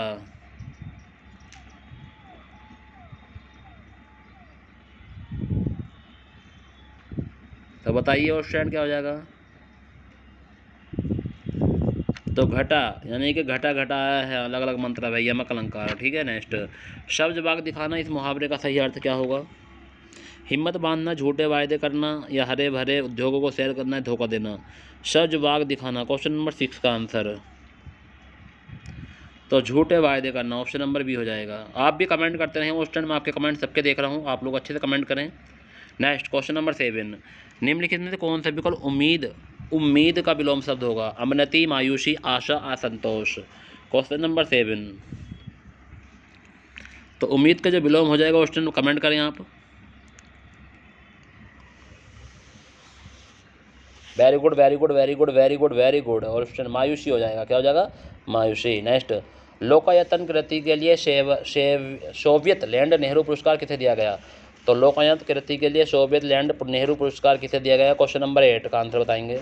तो क्वेश्चन नंबर 8 का जो आंसर हो जाएगा वो हो जाएगा रामविलास शर्मा, केदारनाथ, गोविंद मिश्र या सुमित्रनंदन पंत। तो लोकायतन कृति के लिए, तो इसका जो आंसर हो जाएगा वो हो जाएगा सुमित्रनंदन पंत। खिचड़ी किस प्रकार का शब्द है। विदेशज, देशज, तत्सम, तद्भव। तो बताना है क्वेश्चन नंबर 9, खिचड़ी किस प्रकार का शब्द है। कमेंट करें और स्टैंड, अच्छा प्रश्न है। तो खिचड़ी जो किस प्रकार का शब्द है स्टूडेंट, ये हमारे देश में बोला जाता है और देश शब्द है। देशज। निम्नलिखित में उसी शब्द का चयन करना है। औद्योगिक, औद्योगिक, औद्योगिक या औद्योगिक, तो बताना है कौन सा सही लिखा हुआ है। तो क्वेश्चन नंबर 10 का आंसर क्या हो जाएगा स्टूडेंट, आप सभी जानते हैं कि क्वेश्चन नंबर 10 का जो आंसर हो जाएगा वो हो जाएगा औद्योगिक, डी आंसर हो जाएगा।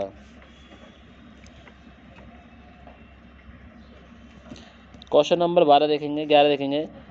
हरि आए थे हरि भजन को ओटन लगे कपास। आए थे हरि भजन को ओटन लगे कपास, यानी हरि भक्त की मार्ग कठिन होता है। ईश्वर भक्ति को छोड़ व्यापार में लग जाना, उद्देश्य की प्राप्ति में असफल होना, या किसी कार्य विशेष में उपेक्षा कर किसी अन्य कार्य में लग जाना। तो बताना है आए थे हरि भजन को ओटन लगे कपास। तो क्वेश्चन नंबर 11 का आंसर क्या होगा। तो इसका जो आंसर हो जाएगा स्टूडेंट कमेंट करें आप लोग कि आए थे हरि भजन को ओटन लगे कपास। करिए कमेंट जल्दी। Very good, very good, very good, very good, very good. Comment करते रहिए स्टूडेंट, कोई नहीं पढ़ते रहिए स्टूडेंट, टाइम से कुछ भला नहीं, कोई दिक्कत नहीं है, आप पढ़ते रहें। तो स्टूडेंट इसे कहा जाता है कि किसी कार्य विशेष की अपेक्षा कर किसी अन्य कार्य में लग जाना। ठीक है, नेक्स्ट क्वेश्चन नंबर 12 देखेंगे। ब्रह्मा महेश के तीनों जगत का संचालन करती है, विष्णु, सत्या, देव, कृष्ण, देवरिया, ऋषि, देवता, शिव या भगवान। तो क्वेश्चन नंबर 12 का आंसर बताएं। तो क्वेश्चन नंबर 12 का आंसर क्या हो जाएगा, ब्रह्मा, विष्णु, महेश ये तीनों शक्तियाँ। तो ऑप्शन नंबर ए। तो ब्रह्मा, विष्णु, महेश ये तीनों शक्तियाँ। तो वेरी गुड, ऑप्शन नंबर ए हो जाएगा स्टूडेंट। क्वेश्चन नंबर 13, पुष्कर का अर्थ बताइए। ट्रेन का नाम, सरोवर का नाम, नदी का नाम, मूषक। तो बताना है पुष्कर का अर्थ क्या होता है। तो क्वेश्चन नंबर 13 का जो आंसर हो जाएगा वो हो जाएगा सरोवर। क्या हो जाएगा, सरोवर, बी आंसर। नेक्स्ट, किस शब्द में गण का प्रयोग कर बहुवचन नहीं बनाया गया। तो नेतागण, भक्तगण, शिक्षकगण, देवीगण। तो बताएंगे कौन से में नहीं होगा गण का प्रयोग। Question number 14। तो आपको सभी को मैंने बताया, नेता ही बताया, भक्ति भी बताया, शिक्षक भी बताया उस टाइम। तो कौन सा नहीं बताया था उस टाइम, तो आप बता देंगे कि देवी नहीं बताया था उधर। नेक्स्ट उस टाइम जो बाकी आपके बन सकते हैं नेता लोग, भक्तगण, ठीक है, नेतागण भी कह सकते हैं। तो ध्यान रखना है, तो देवी गण नहीं होता है, ये आपको नहीं बताया गया था। नेक्स्ट क्वेश्चन नंबर 15, इनमें से कौन सा तत्सम शब्द नहीं है। चक्षु, उष्ट, दधि, सिंगार। तो बताना है क्वेश्चन नंबर 15 का आंसर। कमेंट करें स्टूडेंट कि इनमें से कौन सा तत्सम शब्द नहीं है। चक्षु, उष्ट, दधि, श्रृंगार। तो क्वेश्चन नंबर जो 15 हो जाएगा इसका आंसर हो जाएगा डी आंसर। क्या हो जाएगा, डी आंसर। क्वेश्चन नंबर 16 देखेंगे। क्वेश्चन नंबर 16 कह रहा है कि दिए गए विकल्पों में सही का चयन करना है कि परभ्रत्र का पर्याय है कोयल, बगुला, सांप, रंग। तो क्वेश्चन नंबर 16 का आंसर आप सभी जानते हैं, कमेंट करें परभ्रत। तो परभ्रत का जो पर्याय है वो क्या है, कोयल है। क्या है, कोयल, option number A. Next question number 17, प्रेम का भगवान रचनाओं के लिए जैनेन्द्र किस पुरस्कार सम्मानित किया गया। प्रेम में भगवान रचना के लिए जैनेन्द्र को किस पुरस्कार सम्मानित किया गया। क्वेश्चन नंबर 17 का आंसर बताएंगे। तो क्वेश्चन नंबर 17 का जो आंसर हो जाएगा क्वेश्चन हो जाएगा भारत सरकार शिक्षा मंत्रालय पुरस्कार। कौन सा, भारत सरकार शिक्षा मंत्रालय पुरस्कार, डी आंसर। नेक्स्ट, मुक्ति बोध के लिए जैनेन्द्र कुमार को किस पुरस्कार से सम्मानित किया गया था। तो मुक्ति बोध के लिए जैनेन्द्र कुमार को किस पुरस्कार सम्मानित किया गया। क्वेश्चन नंबर 18, सरस्वती, मंगला प्रसाद पारितोषिक, ज्ञानपीठ और साहित्य अकादमी। तो स्टूडेंट इसको साहित्य अकादमी पुरस्कार दिया गया था। ऑप्शन नंबर क्या हो जाएगा, डी हो जाएगा, साहित्य अकादमी। नेक्स्ट ऑप्शन नंबर डी हो जाएगा स्टूडेंट, ध्यान रखना है कौन सा हो जाएगा, ऑप्शन नंबर डी हो जाएगा, ध्यान रखना है, ये डी ऑप्शन है, ठीक है, साहित्य अकादमी पुरस्कार। नेक्स्ट है श्यार का गुण स्वभाव और है। श्यार का गुण स्वभाव और है। तो क्वेश्चन नंबर 19 का आंसर बताएंगे। तो क्वेश्चन नंबर 19 का आंसर क्या हो जाएगा स्टूडेंट, बताना है सुस्त, मूर्ख, धूर्तता, चालाकी, गंदा, विवश या चपे चालाक। तो बताना है क्वेश्चन नंबर 19 का आंसर। आप लोग सभी जानते हैं धूर्त और चालाकी क्या होता है, धूर्तता और चालाकी, ऑप्शन नंबर बी। नेक्स्ट है थोता चना बाजे घना, इस मुहावरे का अर्थ क्या है। थोता चना बाजे घना, दिखावा बहुत करना परंतु सार ना होना, बहुत आवाज़ करना, चने रूपी खिलौने में खेलना, चने को बजाना। ठीक है स्टूडेंट, तो थोता चना बाजे घना, आंसर बताएं। तो स्टूडेंट आपको पता है कि दिखावा बहुत करना परंतु सार ना होना। तो ऑप्शन नंबर ए हो जाएगा इसका आंसर, दिखावा बहुत करना परंतु सार ना होना। तो ऑप्शन नंबर ए हो जाएगा। ठीक है स्टूडेंट, अगर आपने अभी भी मेरे चैनल को सब्सक्राइब नहीं किया है, कोई भी न्यू है तो चैनल को सब्सक्राइब कर लें। और स्टूडेंट प्लीज़ मेरा कहना यही है कि आप वीडियो को शेयर करें और लाइक कर दें। जो शुरू में थंब वाला निशान आया ना, अंगूठा वाला थंब लाइक, तो उसे लाइक जरूर करके जाया करो स्टूडेंट। आप सभी लोग लाइक नहीं करते हो यार, ऐसे बहुत गलत बात है। जितने बच्चे देखते हो उसने तो हाथों हाथ लाइक किया करो, ठीक है। Next question number 21, question number 21 देखेंगे। क्वेश्चन नंबर 21 क्या कह रहा है, कौन सा विशेषण निश्चित असंख्यावाचक विशेषण नहीं है। कौन सा विशेषण निश्चित संख्यावाचक विशेषण नहीं है? 1 किलो आम से ज़्यादा मत लाना, सैकड़ों लोग मारे गए, कुर्ते के लिए 2 मीटर कपड़ा चाहिए, चाय में 50 ग्राम चीनी डालना। कौन सा विशेषण निश्चय संख्यावाचक विशेषण नहीं है? करें कमेंट। तो स्टूडेंट सैकड़ों की वजह 100 मत समझ लेना कि 100 हो गए। सैकड़ों का मतलब पता नहीं कितने सैकड़ों, सैकड़ों मैंने ठीक है, सैकड़ों का मतलब होता है संख्या सैकड़ों में है, और ये पता 200 300 400 तो निश्चित संख्यावाचक विशेषण नहीं है। नेक्स्ट क्वेश्चन नंबर 22, लोक में प्रचलित उक्ति जिसका मूल अर्थ बना रहता है और उसका प्रयोग भी किया जाता है, तो बताइए लोकोक्ति, मुहावरा, सर्वनाम या विशेषण। Question number 22। तो स्टूडेंट इसका सभी को पता है, उसे क्या कहते हैं? लोकोक्ति कहते हैं। क्या कहते हैं? लोकोक्ति, ए ऑप्शन। क्वेश्चन नंबर 23 देखिए, दिए गए विकल्पों में सही विकल्प को चुनिए। डर के मारे चोर दौड़ गया, कर्म ही जीवन की कसौटी है, परिवर्तन से ही विकास का चरण आगे बढ़ते हैं, ललित को 2 बेटियां हैं, तो बताना है सही कौन सा है। तो स्टूडेंट इसका जो आंसर हो जाएगा क्या हो जाएगा? तो परिवर्तन से ही विकास के चरण आगे बढ़ते हैं। वेरी गुड, बहुत बढ़िया। कमेंट करते रहो करो स्टूडेंट, आप लोग कमेंट करा करो यार, क्यों रुक जाते हो बीच में? मैं बार बार नहीं कहूँगा आपसे, मैं क्यों कहूँगा बार बार भाई? जब आपको पता है कि हमें तो आंसर देना ही है, तो आप आंसर देते रहें। नेक्स्ट 24 से 25 तक गद्यांश को हम पढ़ेंगे और स्टूडेंट फिर इसका आंसर निकालेंगे। तो देखिए कह रहे हैं कि गद्यांश को ध्यानपूर्वक पढ़िए और उसके आंसर सभी स्टूडेंट ध्यान दें, क्योंकि पैट में भी आएगा, उत्तर प्रदेश पुलिस में भी आएगा स्टूडेंट, और Uttar Pradesh sub inspector vacancy में भी आएगा। गद्यांश को ध्यानपूर्वक पढ़ना है स्टूडेंट। और ये क्या कह रहा है? उत्तर दीजिए। अक्सर दूरदर्शन पर परिवर्तन नियोजन के कार्यक्रम और विज्ञापन को लेकर सवाल उठते हैं कि ये विज्ञापन बच्चों को बुरा असर डाल रहे हैं, बच्चों को समय से पहले प्रौढ़ बना रहे हैं। यह सचमुच इस तरह के विज्ञापन समाज के अहितकार हैं। तो उस टाइम आपने विज्ञापन देखे होंगे, उलट सुलट विज्ञापन आते हैं तो उसके बारे में चर्चा चल रही है कि सवाल उठाए जा रहे हैं कि भाई ये बच्चों पर गलत असर डाल रहे हैं और ये समय से पहले प्रौढ़ बना रहे हैं। तो स्टूडेंट क्या सचमुच इस तरह के विज्ञापन समाज के लिए अहितकार हैं? यह तथ्य सभी एक स्वर में स्वीकार करते हैं। आज बढ़ती आबादी सबसे बड़ा संकट है, परंतु बढ़ती आबादी पर रोक के लिए कौन से कारगर उपाय किए जाएँ, यह चिंतन का बिंदु बना हुआ है कि अगर जनसंख्या बढ़ रही है तो उसके लिए क्या करा जाए। तो निश्चित की जनसंख्या पर नियंत्रण में संचार माध्यम द्वारा ज्ञाप्ति संदेश जनमानस के व्यापक असर डालते हैं। तो स्टूडेंट बहुत ईजी पैराग्राफ है और आप एक अच्छे से पढ़ सकते हैं स्टूडेंट, बहुत ईजी पैराग्राफ है, अच्छे से पढ़ लीजिए। तो अब इन्होंने क्वेश्चन पूछे होंगे कि आज सबसे बड़ा संकट क्या है? गरीबी है, जनसंख्या है, बेरोजगारी है, मनोरंजन है। तो बताना है जनसंख्या, गरीबी, बेरोजगार या मनोरंजन। तो बताएंगे आज सबसे बड़ा संकट जो है वो आपके पैराग्राफ में आपको बताया गया है, वो क्या है? तो क्वेश्चन नंबर 24 का जो आंसर हो जाएगा वो हो जाएगा जनसंख्या, ये आंसर। ठीक है, क्या हो जाएगा? ये आंसर हो जाएगा, और वो आप जानते हैं कि वो क्या आंसर? जनसंख्या। नेक्स्ट, प्रौढ़ का अर्थ क्या है? अनुभवीन, आसक्त, वयस्क या अपरिपक्व। तो प्रौढ़ का अर्थ बताना है, तो बहुत ईजी क्वेश्चन पूछ लिया क्वेश्चन 25। तो प्रौढ़ का मतलब होता है वयस्क। ठीक है क्वेश्चन, जवान। नेक्स्ट, कौन सा शब्द उपाय से संबंध नहीं है? साधन, युक्ति, तरकीब या विलक्षण। तो बताना है कौन सा शब्द उपाय संबंधित नहीं है। क्वेश्चन नंबर 26 का आंसर। तो क्वेश्चन नंबर जो 26 का आंसर हो जाएगा वो क्या हो जाएगा क्वेश्चन? विलक्षण। क्या हो जाएगा? विलक्षण।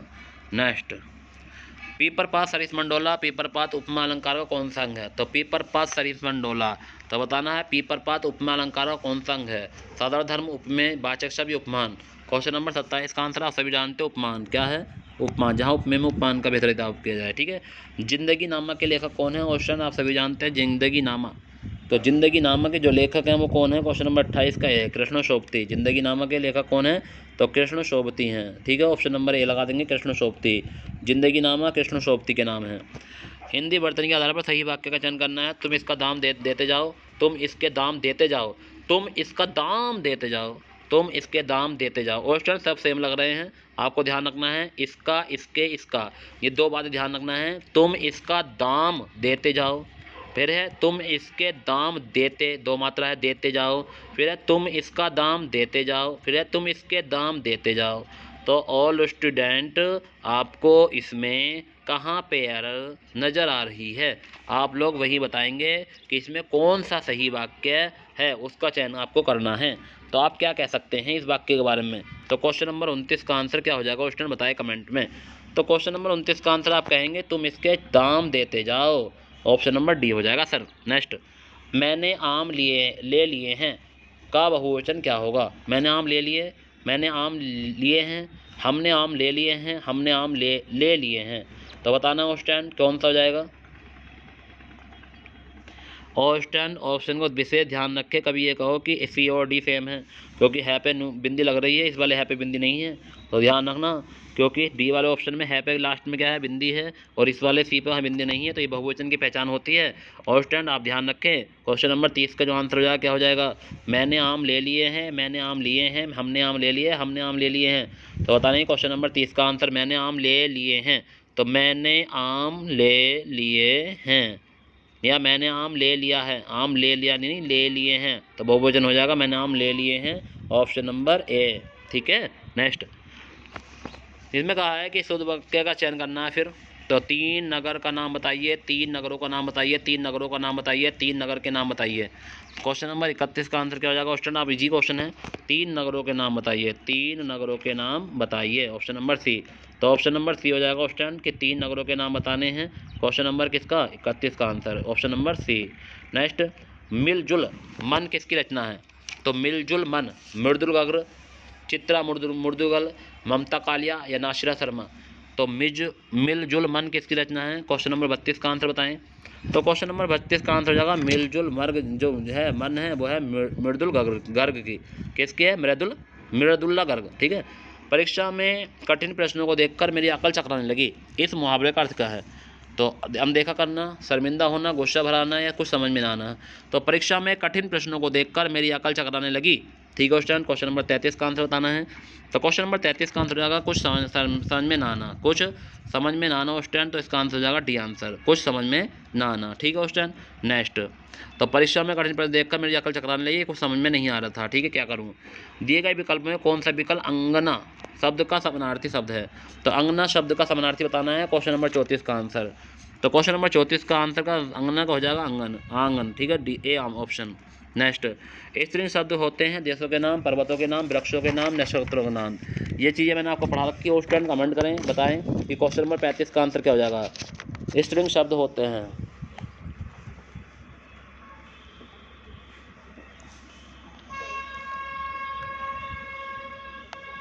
तो क्वेश्चन नंबर 35 का जो आंसर हो जाएगा क्वेश्चन हो जाएगा देशों के नाम। क्या हो जाएगा? देशों के नाम। बाकी सब पुल्लिंग मांगेंगे क्वेश्चन, ध्यान रखना। सूरदास और नंददास की काव्य रचनाओं की भाषा कौन सी थी? संस्कृत थी, खड़ी बोली थी, ब्रजभाषा थी, प्राकृत थी। तो क्वेश्चन नंबर 36 का आंसर बताएं। तो ब्रजभाषा थी क्वेश्चन सी आंसर क्या थी? ब्रजभाषा। नेक्स्ट, इनमें से सही क्रम लगाइए। रावण तो सिर्फ रावण है। रावण दुनिया में इन नाम का दूसरा कोई व्यक्ति नहीं है।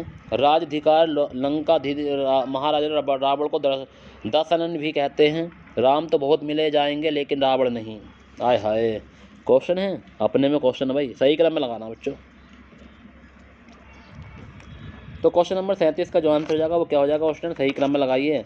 और सही क्रम में आपको कैसा लगाना है, आपको ध्यान रखना है कि ए पहला आएगा या डी बी पहला आएगा, क्रमांक लगाना है।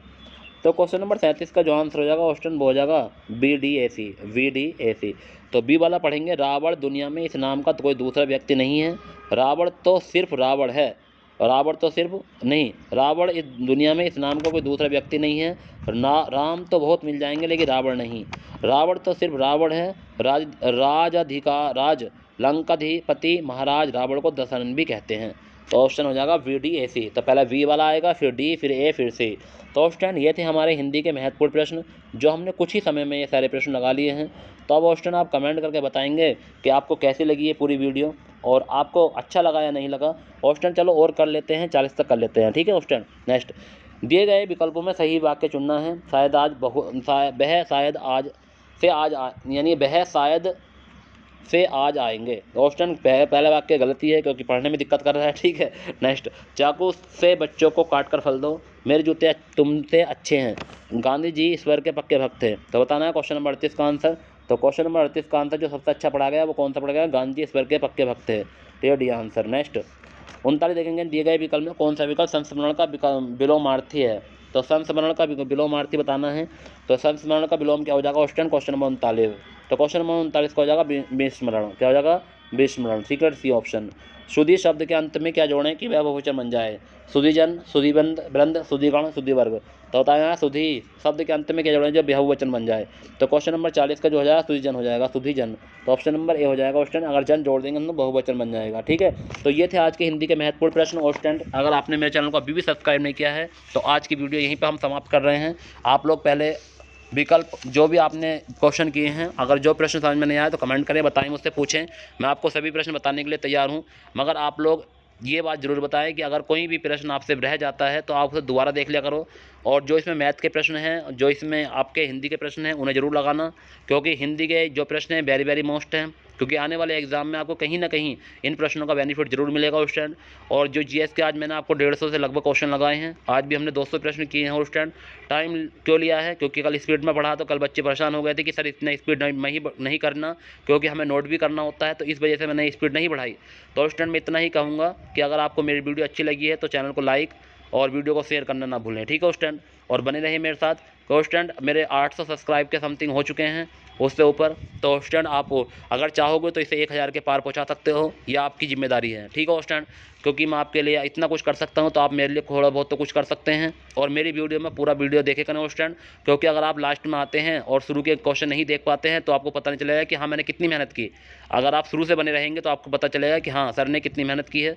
चलिए स्टूडेंट, अब रात हो चुकी है, बहुत काफ़ी रात हो गई है। जिन बच्चों ने खाना नहीं आया खाना खा लीजिए अच्छे से, और उसके बाद में अपना जो भी आप पढ़ना चाहते हैं किताबों से किताब पढ़ लीजिए। अगर आपको ये मेरे चैनल अच्छा लगा है, बस इतना ही कहूँगा कि अपने दोस्तों को जरूर शेयर करना। ठीक है स्टूडेंट, तो गुड नाइट, शब ब खैर और अल्लाह हाफिज़।